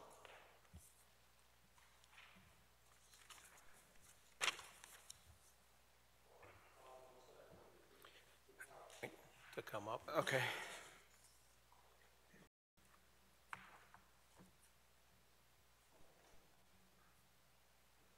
There we go. See it? All right. Good morning, everyone. Thank you for having me. Again, for the record, my name is Tom Baronic. I'm the Director of Pharmacy for Silver Summit Health Plan. So just a brief introduction to Silver Summit. We are a wholly owned subsidiary of the Centene Corporation, which is a Fortune 500 company.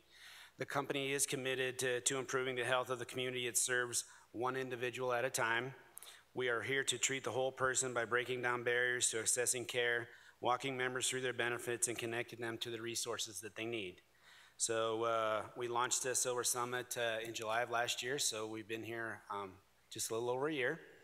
We currently serve a little over 48,000 Medicaid and Nevada checkup members in Clark County and almost 7,000 in Washoe. We have offices both in Las Vegas and in Reno, and currently have a little over 120 employees. Oops.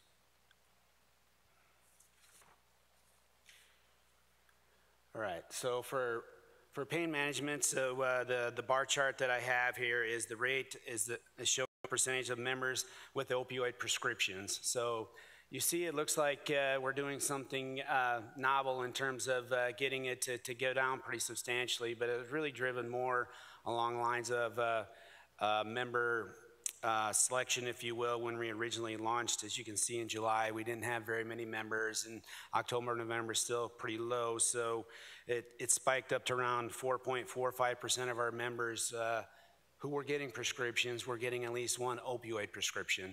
But you can also see that as we've grown into the new year and our population has risen above 40 and 50,000, that we have a little bit more stabilization of the percentage of members who are getting an opioid prescription, fluctuating somewhere between 2.4 and 2.6%. In the last couple of months, we've been around 2.4.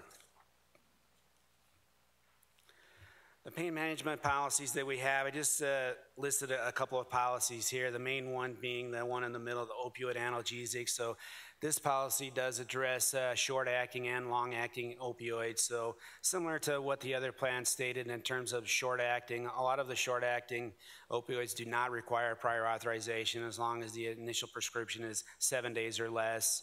You can get 2 prescriptions in the first 28 days, so again, a 14-day supply. After that, we require the prior authorization. So short-acting, provided they meet the 4 or 5 criteria, that's actually 5 criteria that we have, they can get those prescriptions at the pharmacy. We do have point of sale edits that are in place at the retail pharmacies that may limit those if they're getting multiple short actings from multiple physicians and different pharmacies, things of that nature. The long acting is also in this policy, and that does require prior authorization. So of course it's step therapies with, starting with short acting, even some non-steroidals, things of that nature, before moving to the long acting opioids in that policy. I also listed oxycodone and methadone on here just for the reference of more daily around the clock dosing as opposed to the short acting opioids. The oxycodone SR policy really relates to the sustained release on long-acting opioids, and some of the parameters that we have around that. There's 9 or 10 criteria for that particular policy. Next, so I know this question has been asked a couple of times by the other plans, so I do have it on a slide here. So non-pharmacological treatment for pain. So we do cover chiropractic services. There are some stipulations or criteria around whether we approve that or not, but for the most part, all chiropractic requests are approved if they meet the simple criteria that we have. Physical therapy and or prescribed home exercise programs are actually part of the step therapy requirement that we have before approving injections for pain management. We also, the 2 covered benefits that we have are cognitive behavioral therapy and interdiscipline rehab. The next chart I have is medication-assisted treatment prescribing trends. This is the percentage of members that had a MAP prescription. So again, you see the trends spiking in the September-October timeframe and then leveling off into 2018. So the first month, we had 0.07% of our members receive one of these medications, increased to 0.37% in September. We're now at the 0.024% range, and we've been primarily there for the last 3 or 4 months. It's leveled off right into that 0.25% range for our members. I'm using these charts just a little bit different than the others because if I used tablets or the amount of prescriptions at the beginning, ours would be going like this because our member population is increasing. So the percentages kind of gives you a little bit better idea of what we're overall seeing with our membership. Next up, medication-assisted treatment policies. So I list 5 of them here. So it's the goal of Silver Summit Health Plan to maximize opportunities for clients to receive effective and successful treatment for substance use disorders. Disulfiram and the oral naltrexone have been around for a long time. There are no authorization requirements or limitations on those 2 medications. Vivitrol, we do currently have a PA on that medication. But we do allow, if need be, somebody brings one in on a weekend or on a holiday weekend, we allow a 96-hour supply of medications without the prior authorization, and that allows the physician time to properly fill out the prior authorization if we request it for that medication. So we don't want the patients going without the medications while we're going through the prior authorization process. It's the same for the buprenorphine and the buprenorphine naloxone, the Suboxone. Same thing for those 2 medications. We have a number of requirements around that. We do require prior auths for those. And one that I neglected to put on the slide but wanted to mention is we recently created a policy for Sublocade as well.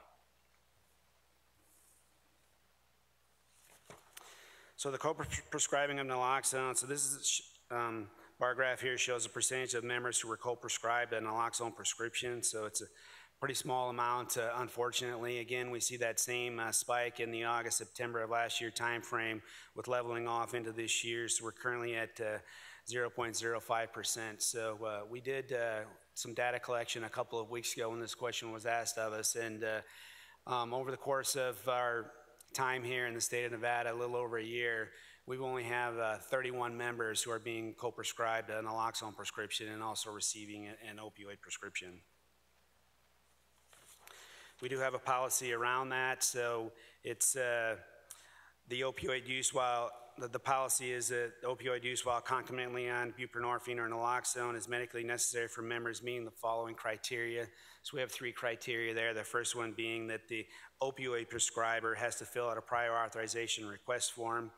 The second one is that opioid prescriber must notify the prescriber who is prescribing the buprenorphine naloxone and seek approval from that provider. And then again, the therapy is less than 7 days. For the neonatal abstinence syndrome, we have, what I'm showing here is just our actual total numbers, again, through our first 11 or 12 months. So we had a NAS baby the first month and only had 2 deliveries. So we showed that we had 50% of our population had NAS. Obviously, that's grossly exaggerated because of the small population that we had. It ranges anywhere from 0 some months to 9 in the months of January and February. And our most recent month, June, we're down to 3, which is a rate of 2, so you can see it's decreased pretty significantly, but 3 or 2 in 100 is still a pretty big number. When you saw the previous slide that HPN showed, you know, where you know, per 1,000 it's around 18%. So we're kind of in that ballpark in terms of our members. Even though we're a small plan, we are seeing the NASA babies in our population. So one of the great things, or what I think one of the benefits of being a Centene subsidiary is that we have a vast network of plans in other states to resource when we are looking for things to implement or innovative things to do in the state of Nevada. This slide here is the first couple of 3, 4 bullet points are things that we're doing in Nevada, and then the last couple are things that I sort of plagiarized from our plan in Ohio, some of the great things that they're doing with and showing some success in the Ohio plan. But we do have a care management team here that completes relevant screenings and assessments to identify the needs, barriers, and motivations for change. A person that's actually one of our care nurses, she's located in the Reno office. The team develops a member-centric care plan that coordinates care among all involved providers, including the OB, the PCP, the psychiatrist, addictionologist, and any other specialist. She makes those calls herself.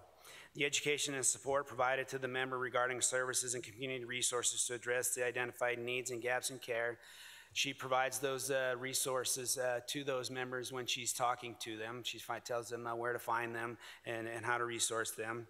And then she focuses on the member's motivation to change based on the individual's needs.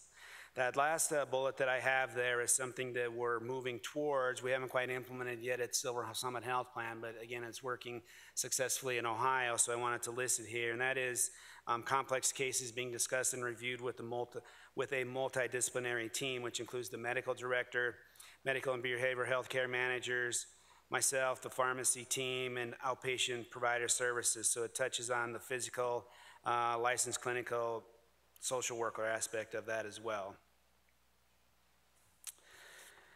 I listed a couple of things here that we're doing. There are many more, but I just want to touch on a couple. So this one is actually coming from corporate currently. It's called Corporate OPN, Prescription Opioid Reduction Through Policy. And this is a clinical program through our clinical programs team at corporate, which is leading an initiative to systematically address the opioid misuse and abuse, from addressing prescriber behavior, inappropriate member utilization, to preventing opioid addiction. So the phase 1 of the program includes implementation of an updated narcotic analgesics policy and notifying providers of the policy change in order to reduce opioid prescriptions to opioid naive members. The goal of the program is to reduce the amount of opioids that naive members can receive, thus reducing the incidence rates of opioid abuse.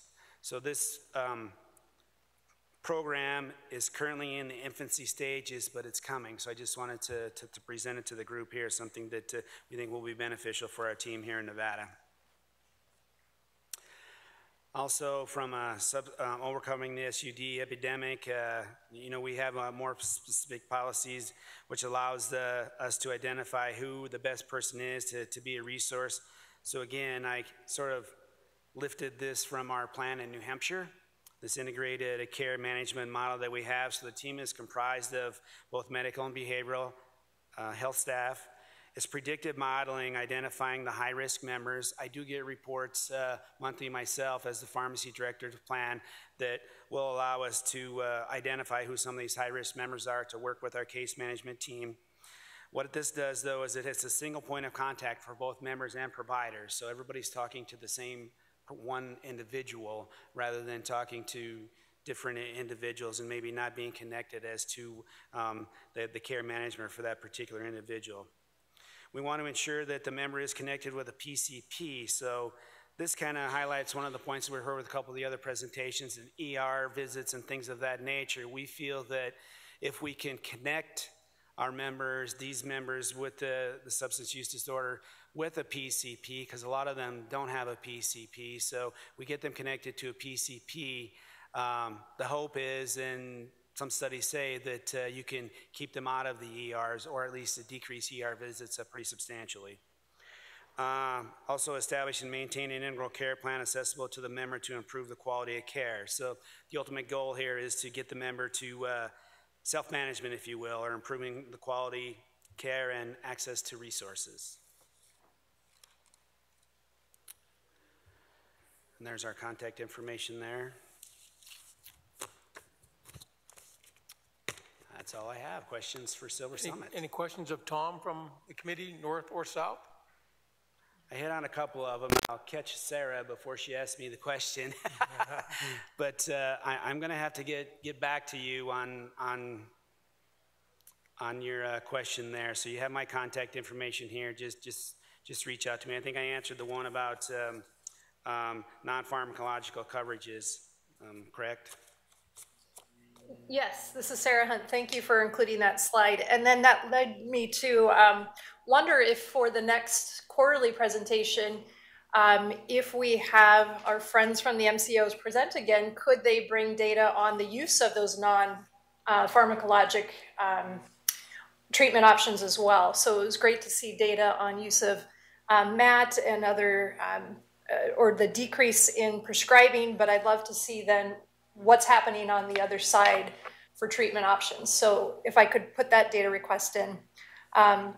And I appreciate that your company has been in existence for a year here, so maybe you have no network adequacy issues. That would be amazing to hear. So that's what I need to check for you. I don't have that data. Okay, great. And then just one point of order, we do have a public question here. Would you like to hold that for the end of the agenda or take that now? Yes, we'll hold the public till public comment. Dr. Woodard? I had a question around chiropractic. You're the only plan that we've heard from today that includes chiropractic as a non-pharmacological treatment for pain. And I'm wondering if you can just tell us a little bit about what was the driver for you selecting that as a treatment. You know, so when we launched, I had assistance, if you will, from our PBM that involve People Care and the vice president from that group there who, saw what was working. And again, I referenced some of our other plans and things of that nature. And she was tasked with building the benefit plan that we were going to have in the state of Nevada, and that was one of the things that she put into our benefit model, so I have to give her credit for that. Thank you. And one other question. You may not have this information with you today, which is fine, but I'm just curious to know what the frequency of denials are for the prior authorizations for medication-assisted treatment. I don't have that information for you, but I'll get back to you on that. That would be great. I don't think, I'll be honest, the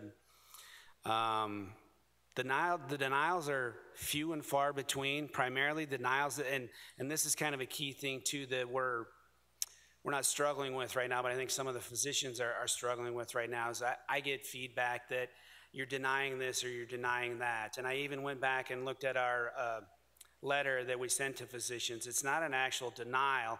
It says that unable to approve. We need this, this, and this as part of the criteria in order to approve your request. So most of the time when a member can't get one of these medications, it hasn't been denied, it's that the physician hasn't met all of the criteria that the policy has in it. Now that they have that information, but sometimes we have difficulty getting them to provide the 2 or 3 things that they're missing. They're misinterpreted as we're denying the medication when we're really not. So we're actually working on the wording of our letter to let them, and we reach out to them. The pharmacy staff calls and says, hey, we're waiting for these 2 things. So it's very, very low. I can tell you that, provided we get all those criteria. If we don't get them eventually, we do deny it as criteria missing. Does that make sense? All right. Dr. Zom? Thank you. We got one more question for you. Oh, sorry. Yeah, sure. Eisen Azam for the record. As your members' number increases, your rates were going down and sound to have leveled at 54,000, 55,000. Yep. How that rate is compared with other plans? Do you really know? I knew this question was going to come. I almost got out of here before somebody asked that question, but I don't have...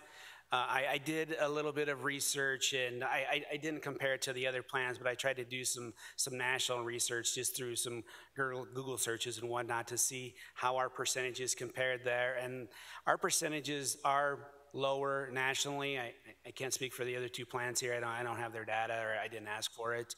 But I don't know that we're a mature enough plan yet for the slides that I'm showing and the data to show that we're really doing something innovative and different at Silver Summit than the other plans are that's causing those to go down. I think it's just over the course of the year that we've been here, initially we got 50% of the new enrollees, and then that changed. We got 25% a couple of months ago, and I think it's just an overall happenstance of the selection of the members that we're getting. Now, I sit here a year from now, with another year's worth of data, then I think I can give you a more educated response on why our numbers are going down if we continue to see that in the next 12 months.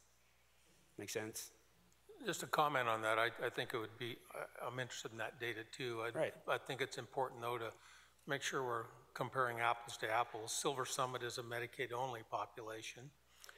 Others may have a mixed population. I think that's fair. I think we want to look at that. I should have called that out, yeah. Yep. That's an excellent point. Because those populations you will see differences for sure. All right, great, thanks everybody. We're gonna go ahead and finish the track 2, which is the Foundation for Recovery, and then we're gonna go back to the top of the agenda. The regional director is here, and so we'll go to the top of the agenda here shortly.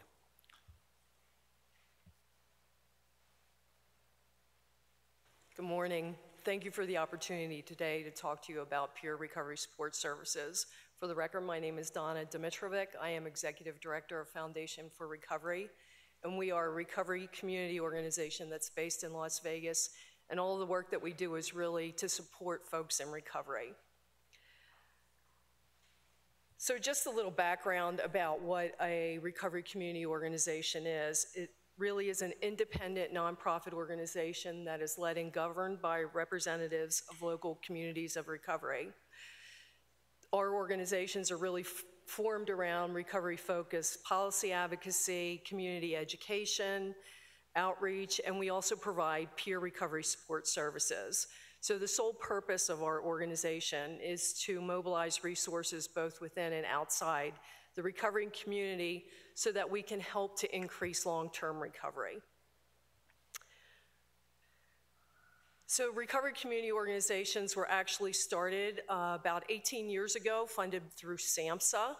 They've been happening all across the country. Foundation for Recovery actually opened in 2005, so we've been around for quite a while, providing peer services.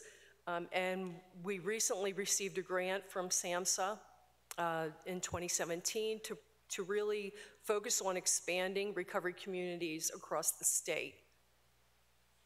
So the core values of the RCO is really to have a recovery vision. So we know that treatment and clinical services are really important to help somebody with an OUD, but at the end of the day, the rubber hits the road when the person gets out of that treatment service. So how do we really encourage them to stay on that path of recovery, and peer support services are an integral part of that. We also really value the authenticity of the voice of the recovery community. So it's important for us to actually be involved and be part of those policies that are happening at local, state, and federal levels, so because anything that is happening around addiction recovery is really going to focus us as people in recovery. And then one of the things that we've also learned as we build out recovery community organizations is that the independence of that organization is important.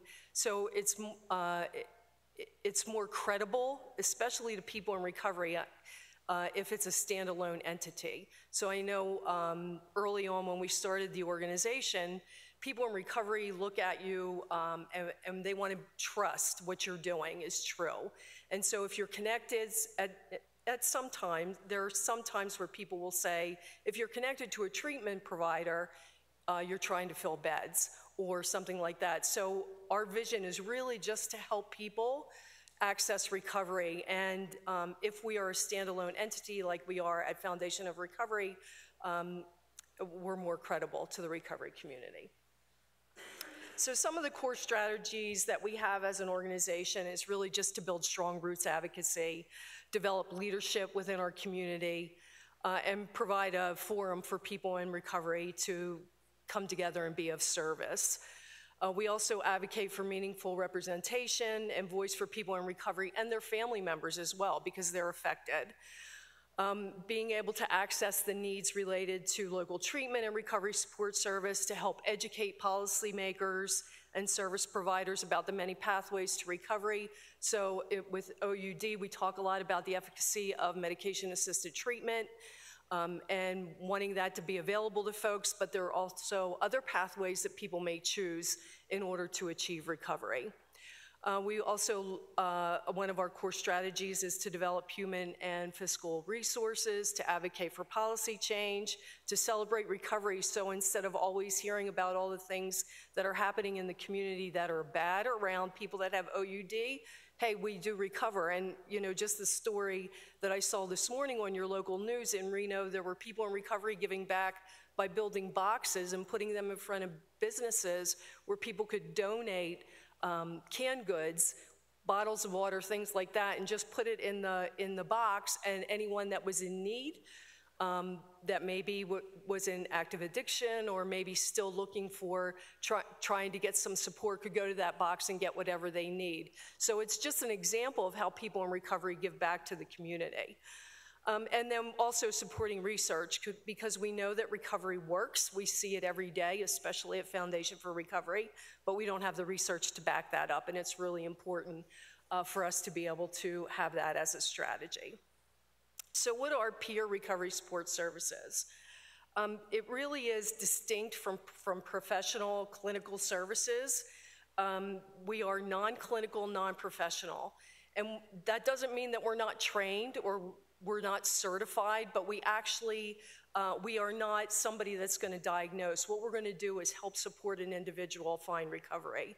It's really defined as the offering and receiving of help based on that shared understanding, respect, and mutual empowerment between people in similar situations. So I, as a woman in long-term recovery, can certainly help somebody that's new in the recovery process with my experiences and say, look, I can give you a helping hand here. This is what I did, and maybe I can help you get over those challenges and barriers. And that would include a wide range of activities. So we can do one-on-one coaching services, transportation, vocational training, telephone support, system navigation, life skills training, and then recovery-focused activities, because I know that people new in recovery are not sure how they're going to have fun once they're in recovery without using maybe opioids. So what are they going to do? So we provide those social activities for them. And then we also really have a cultural awareness around, cultural diversity and emphasize leader development. So it's important for people in recovery to give back. So we as an organization at Foundation of Recovery will provide training and education so that people are able to give back to others that are in need. And then we always focus on the solution, not the problem. So recovery is the solution, and how can we help people access that? Peer recovery support services are also strength-based and built on a recovery-oriented system of care. And I know at our state, we really talk about building a robust recovery-oriented system of care, and peer support services are an important part of that. Support is adaptable across the whole continuum of care, but it is distinguished differently from professional treatment. We're not accredited or licensed as an organization.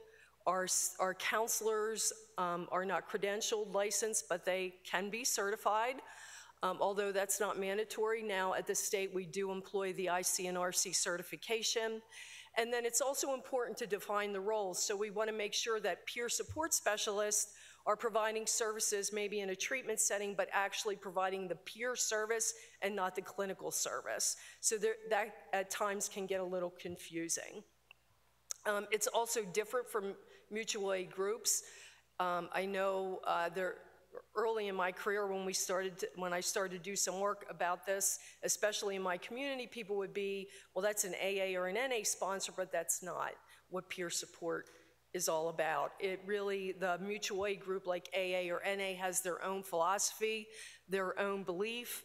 They operate within that, and a 12-step sponsor will help somebody to actually navigate that particular program, maybe the steps and the philosophy of that program, but peer support is much more than that. Peer support will perhaps encourage people or direct people to maybe some of the groups that might be helpful to them.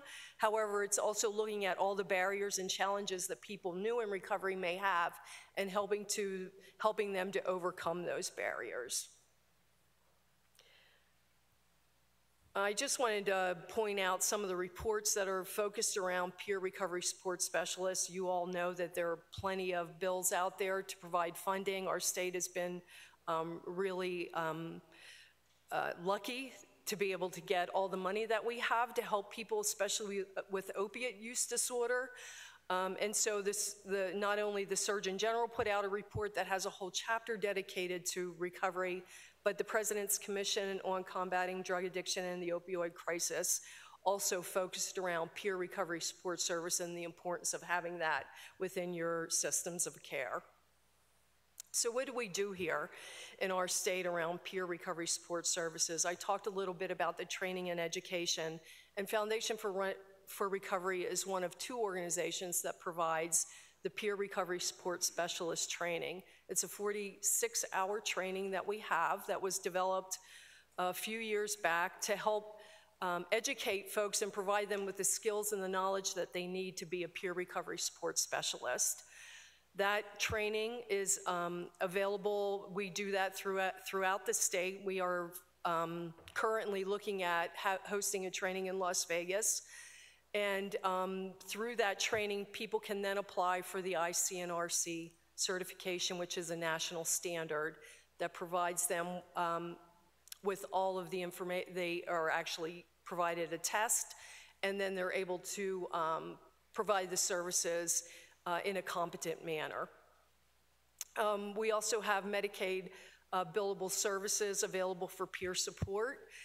And for us at Foundation for Recovery, especially around the opioid crisis, some of the work that we're doing to help support is working with the Center for Behavioral Health, that is one of the STR grantees. They contract with us to provide peer support specialists within their agencies. So when we started to talk about how we could infuse peer support specialists in Las Vegas, we talked about the ability of having peers as part of a larger organization. So it's kind of what we focused on was not having them kind of like an island here in this clinical setting, but being able to be part of Foundation for Recovery and have all the resources and the colleagues that they work with, the additional training that we provide, any support that they need to help them do the work that they're doing within that clinical setting.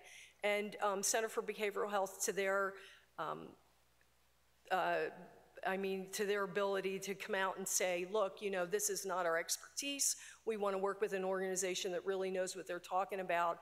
You know, I commend the work that they're doing as well. So we right now have one peer embedded in their facility in Las Vegas. We have one in Reno, and we're looking to expand that. And then NBH did talk about their drop-in center, and I just wanted to put a shout out that we'd also work with them to embed a peer in their drop-in center in Las Vegas. So there's some of the work that, those are some of the examples that we're helping to provide services in Las Vegas. I just want to expand a little bit about the work that we do at the Foundation for Recovery, which is a recovery community organization. Just talk about the services that are available to people if they come into our center.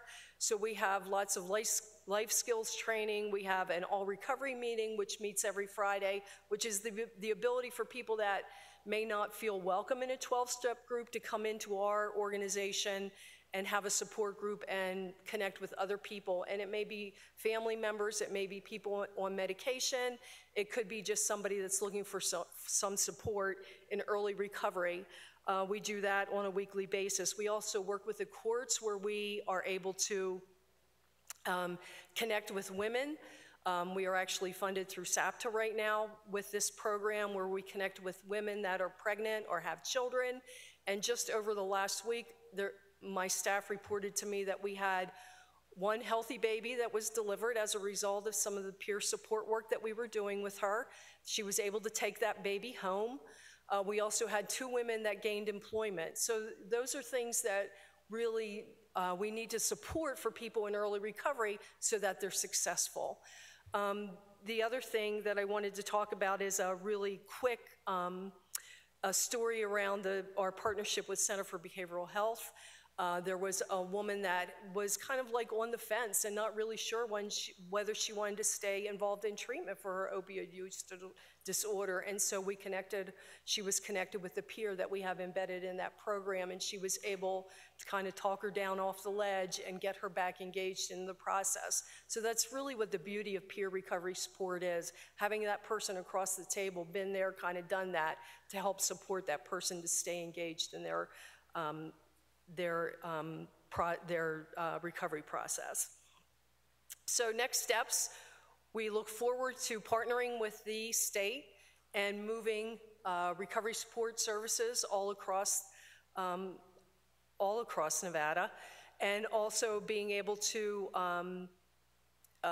encourage the use of recovery community organizations as well as treatment centers to infuse that work to help support our citizens on a journey of recovery.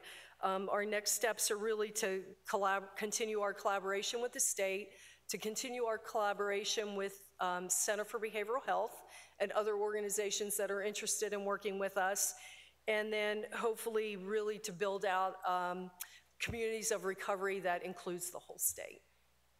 So thank you. Thank you, Donna.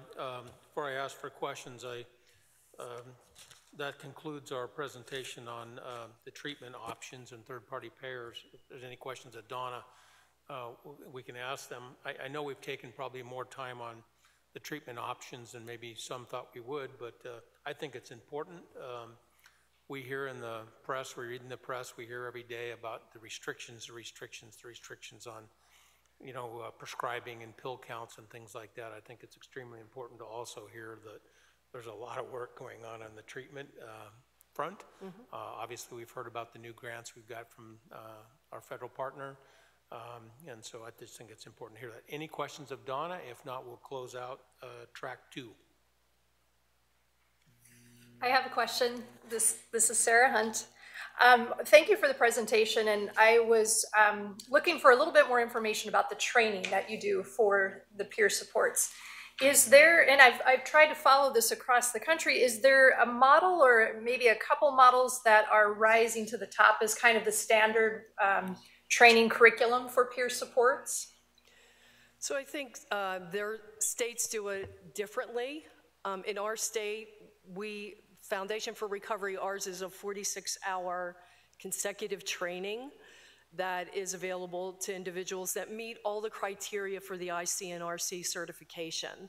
I know CASAT also has a training, and I'm not really sure exactly how, yeah, go ahead. This is Michelle Berry. I'm also with CASAT. And so our peer recovery support specialist training is in line with the same ICNRC domain requirements for certification. It's available online, and then we also do facilitate in-person trainings across Northern Nevada. However, the minimum standards are designated by ICNRC because they're the national certification group. And that's something that Foundation for Recovery within their training does well in meeting those particular standards. And so there is a body that is certifying the basic curriculums, the Nevada Behavioral Health Association. And so they have a subcommittee that's looking at the curriculums that are coming into the state and providing information and additional yes, no, we need to enhance this particular area for the curriculums. Thank you, that's very helpful. And then just one last question. Donna, do you have a way of kind of tracking the outcomes of your peer support services? We do. So we have a database that's called the Recovery Outcomes Measures that we use.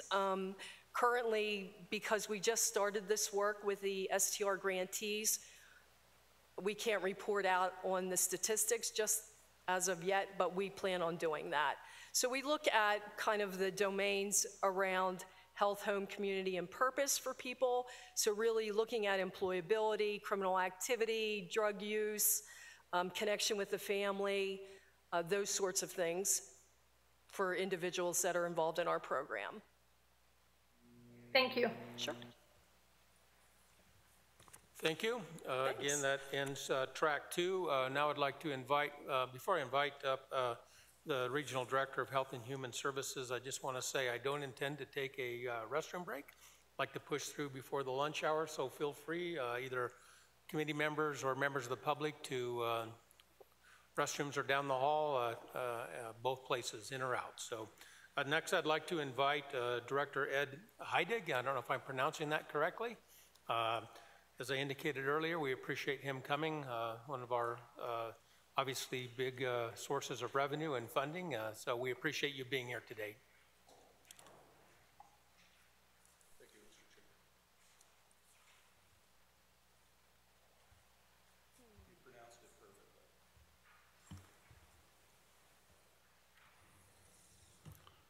I just want to make sure we reclaim this federal property and don't lose it. The paperwork is too much. Quickly change the property tag. Thank you for your leadership in convening this task force, and on behalf of the governor for demonstrating to get Collective Nevada together here today. I want to say that my name is Ed Heidig. I'm the Regional Director for Region 9, which includes the states of Nevada, California, Arizona, and Hawaii. And I'd like to also salute our partners in Southern Nevada. I appreciate the opportunity of being here today. The Regional Director underlines the Secretary's priorities, and there's no priority that's stronger than the administration's response to the opioid crisis. Here with me are Skylar Hall, who oversees the Nevada portfolio for our office, as well as Bonnie Preston, who is point on the opioid response.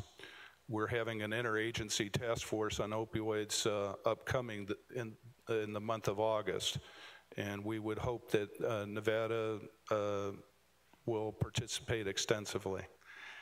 We've also provided an extensive slide deck, which we would urge anyone who wants to speak about this crisis to see the national and regional impact so that it can support you with your audiences that you address.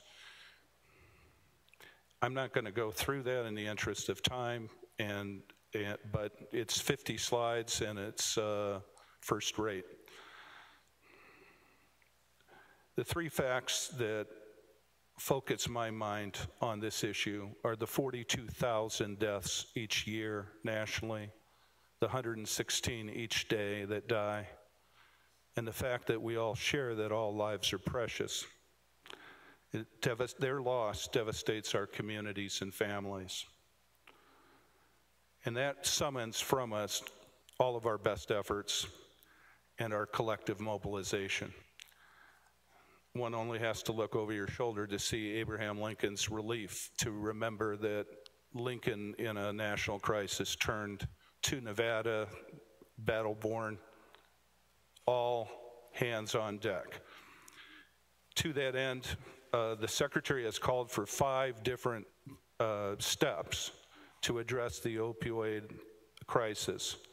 First, to put out $3.6 billion to improve access to prevention, treatment, and recovery services that you heard from just before me, this panel that spoke previously. Secondly, to make overdose reversing drugs available. Third, to strengthen timely data and reporting. Fourth, to support cutting-edge research. And fifth, to address the practice of pain management.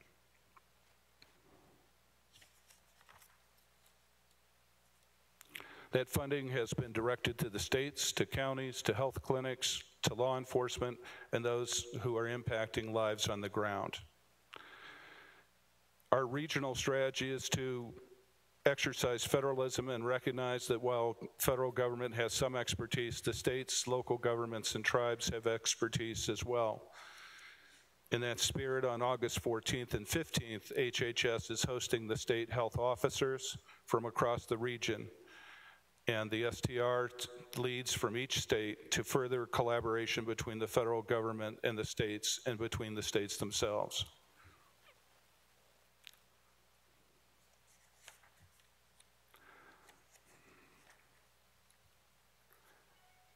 I come back from just spending a week on the front lines of the Indian tribes in Northern California. It's really the epicenter of the opioid crisis in the region. These neighborhoods, communities are devastated. In one small community of 160, there was a suicide cluster of 6 or 7 people who died in the space of weeks. I'm proud to say that the tribe where this impacted responded in a unique and new way with leadership, and they became a frontline reporting network of community resources.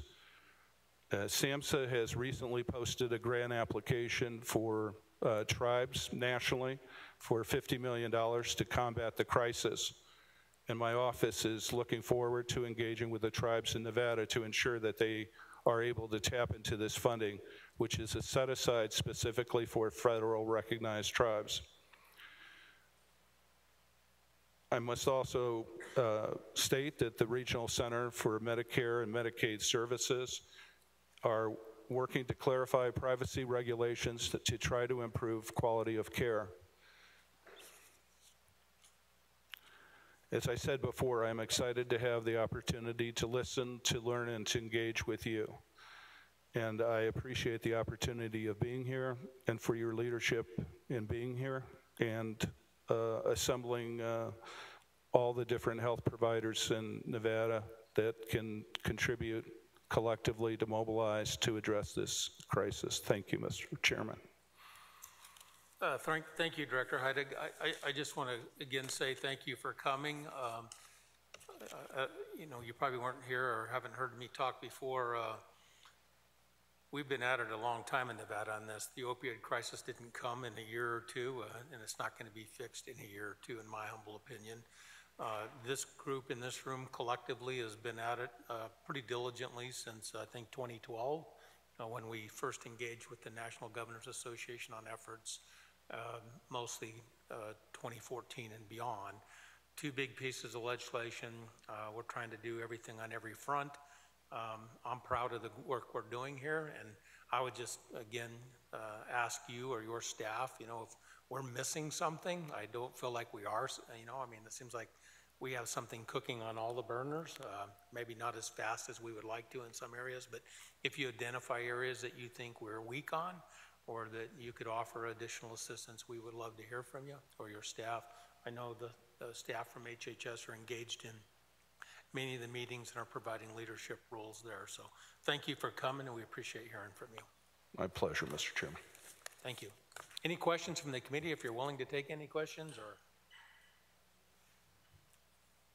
if not, thank you very much. Okay, thank you.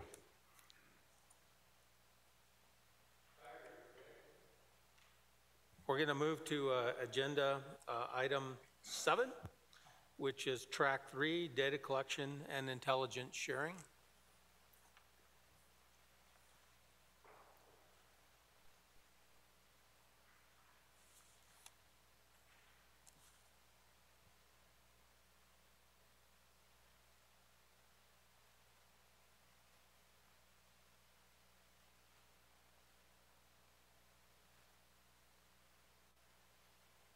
Oh, thank you. I'm Kyra Morgan. I'm the state biostatistician for Health and Human Services, and as Mr. Wilden said, I'm just going to do a brief update on data collection and intelligence sharing for track 3.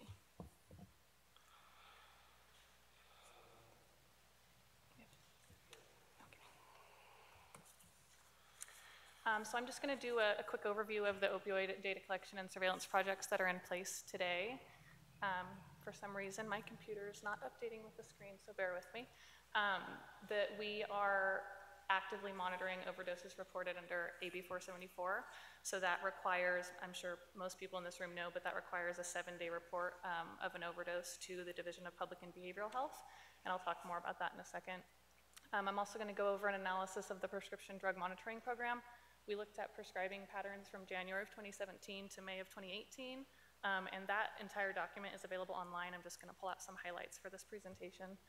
I just wanted to talk briefly about OD maps. I think Terry Kearns might be talking more about this in a second, but just wanted to state that we have engaged in a data sharing agreement with OD maps so that we can start monitoring overdoses that way. We also have the opioid data dashboard online. It's at opioid.snhd.org. And then we have the opioid surveillance report that was referenced earlier. That's a pretty comprehensive document that's updated regularly that has hospitalizations related to overdose as well as deaths. So looking at the overdoses reported under AB 474, I just looked at February through May because January was an incomplete month, and then by the time I pulled the data, June was also an incomplete month. So I just wanted complete data for those 3 months. We had only 534 reports from 43 facilities, which is quite a bit less than what we had anticipated for reporting. We had complete diagnosis codes listed on 85% of those records, and we had a T code, which is maybe too much detail, but the codes that we look at specific to opioid overdoses indicated on 73% of those records. That's important to highlight here, just because we are trying to monitor kind of quality improvement on that surveillance.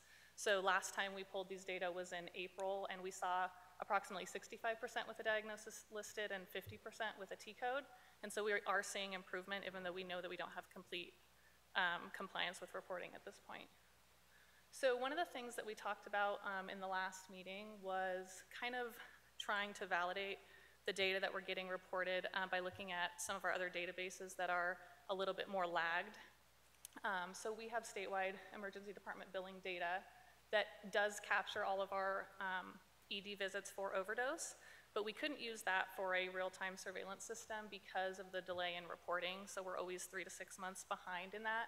What we can do, though, is retroactively compare that time period to the reports that are now being received under AB 474 to try to see if we're on par with what we would have expected as the volume of overdoses are coming in. So as you can see, we're really not on par with the volume. So we do have a compliance issue with that reporting. Last year, from February to May, we had 1,551 overdoses reported with one of those T codes on them. And this year, during that same time frame, we only had 388 under the real-time reporting of AB 474. So we look a little bit deeper into that, and we looked at completeness and compliance by facility.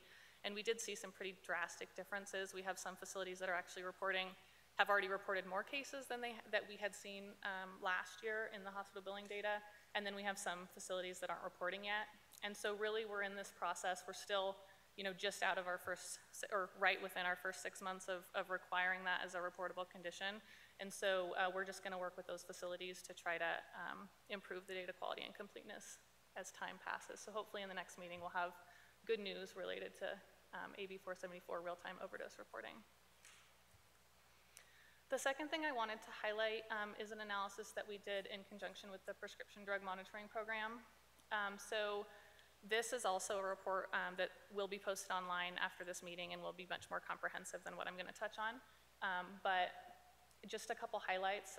This particular graph shows opioid prescriptions with less than a 30-day supply, and then opioid prescriptions with more than or equal to a 30-day supply. And really what this is showing, and I think Dave wants to maybe elaborate a little bit more on this, but we see from January of 2017 to May of this year that the opioid prescriptions with less than a 30-day supply are dropping significantly more than the opioid prescriptions that are more long-term.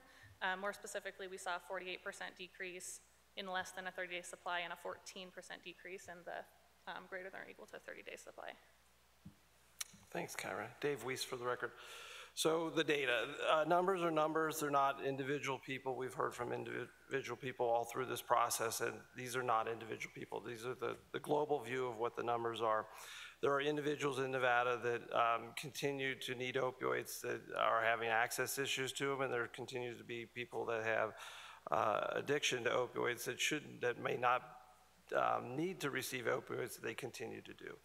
The goal of all the legislation that we did is to decrease the necessity of exposure to opioids to naive patients so that there would be potentially less people become addicted to opioids. So if you look at this graph, and Kyra, I'm told her every time I see her, I'm impressed by how she put this together. These are just the number of prescriptions that we have right now. And historically, if you look at it from a pharmacist view, that if you're receiving over 30-day supply at a time, that's the blue line on the top. Those are chronic users of opioids. And because of how the law is structured and how people are treating now, the red line is naive patients. Now, it doesn't mean that there can't be a chronic use patient down in the red line. It doesn't mean that there might be one or two or some moving up to the blue line. But if you look at this historically, you're seeing, and these are the Nevada numbers from the PMP, that the chronic people are trending down, but not at the rate that the potentially naive people are doing it. So, I mean, this was, as we're trying to evaluate the goal of the law, I think this supports the fact that we're reaching to the right conclusions. And I can answer any questions about that. Then we looked at what the top 10 diagnosis codes on those prescriptions for folks that are receiving opioids. That data is only available starting in January, so this is just looking at a 5-month snapshot from January to May. And we broke this down into 3 different categories, and the reason I did that is because I think it's interesting to see where opioid-related disorders kind of tapers off depending on the day's supply of the prescription. So in orange, we have top 10 diagnosis for prescriptions with less than 30 days supply. In the blue, in the middle, top 10 diagnosis for prescriptions 30 to 90 days supply. And then in the green on the right, top 10 diagnosis for prescriptions with greater than or equal to a 90-day supply. And just for context, I know those diagnosis codes are probably Greek to most of us. Anything starting with an M is musculoskeletal. Anything starting with a G is a nervous system, and anything starting with a K is a digestive system code. So what I really wanted to bring your attention to was that back pain is always the top diagnosis regardless of the day's supply. But F11, which you see as the 3rd highest diagnosis for less than 30 days, is opioid-related disorders. We see that fall to the 10th highest diagnosis when you look at 90 to 30-day prescriptions, and then it actually doesn't fall into one of our top diagnosis codes when we look at our long-term prescriptions.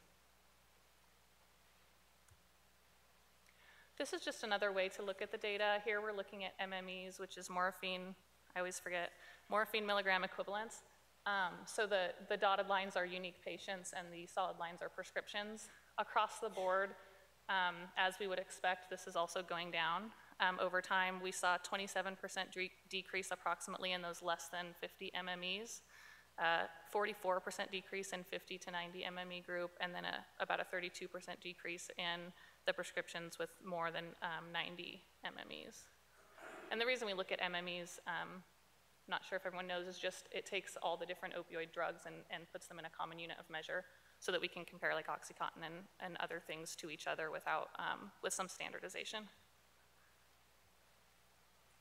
And so that's really all I had prepared. Again, there's a lot more information online. There's a link on the second tab of this presentation that points you to the opioid dashboard, the opioid surveillance packet, and then this particular analysis is for the prescription drug monitoring program. So this one I think is the first link on that tab. As far as priorities and next steps, we're just gonna continue to monitor and improve overdose reporting under AB 474. We're going to continue to try to monitor and quantify the impact of AB 474 on prescribing patterns. There are a couple things that we haven't looked at yet, like pill count, that the pharmacy board has suggested would be a good measure. So we're going to dive into that. As I mentioned earlier, we just recently signed the data sharing agreement with OD Maps. So we're planning to onboard and start monitoring overdoses that way. And then we also recently in DHHS acquired access to the criminal history repository. And we're working right now on an impact analysis of specialty courts. It's a pilot project that we're working on with Washoe County, and so I hope to have some preliminary results of that in the next meeting. Thanks, Kyra. One more thing, Dave Weiss, for the record, is there's the concept that is that as you reduce access to prescription opioids, there's a possibility of squeezing the balloon and moving them to illicit drugs. And so we're definitely interested in working with our law enforcement partners to take a look at, are we squeezing the balloon and how much are we squeezing it and what's happening. So that'll hopefully we'll have that for the next meeting. We've already begun talks on that. Thank you. Questions from the committee? I have some, but Dr. Woodard, go ahead. Go ahead, Dr. Woodard. I was just going to add to that I think another data point that we can certainly look at is increased admissions, or if there are increased admissions to treatment. And I think that gathering that information across as many payers as we can would be very valuable. Thank you. Two comments from the governor's office, Mike Wilden, for the record. First, I want to extend our appreciation. I've had a couple of chances to meet with you guys and look at the broader amount of data that you're going to publish, I guess, on the website today or tomorrow. I would encourage the whole committee to look at that and the public in general to look at that. And I want to be corrected if I'm wrong, but I sort of see consistency through all the presentations today, whether it's the 3Ms or the MCO insurance carriers. I mean, we were hearing numbers 25, 27, 31% reduction in prescribing, and that's kind of what we're hearing, you know, out of this. This is the broader database. This is the prescription drug monitoring program database of all drugs prescribed in the tracking there. So it seems that it's pretty consistent through all our presentations. And it's interesting to me when I assume we're going to publish the county breakouts and all that type of stuff. I mean, there's been huge progress in all the counties. If you remember back when we had one of our early presentations on the opioid epidemic, a lot of our rural counties are what we called red counties, not blue or red for politics, but they were bright red for high number of prescription pills being prescribed. And you'll see when you look at the data, significant progress in a lot of those rural counties. So, and the same in the large counties. So good work on this. I think this is great initial data, and we'll look forward to more data to be presented to the committee. And then my last comment, kind of your slide on the, I don't know what to say, compliance with the reporting for the 7-day compliance, a little disappointing from, in my viewpoint, I mean, not staff, That's, we're talking about the healthcare providers. It seems to me there's a lot more education that needs to be done there. When we're seeing almost we would have thought probably, we were only getting a third of the reporting we think we should have got. And that's a little disappointing. I know you are drilling down.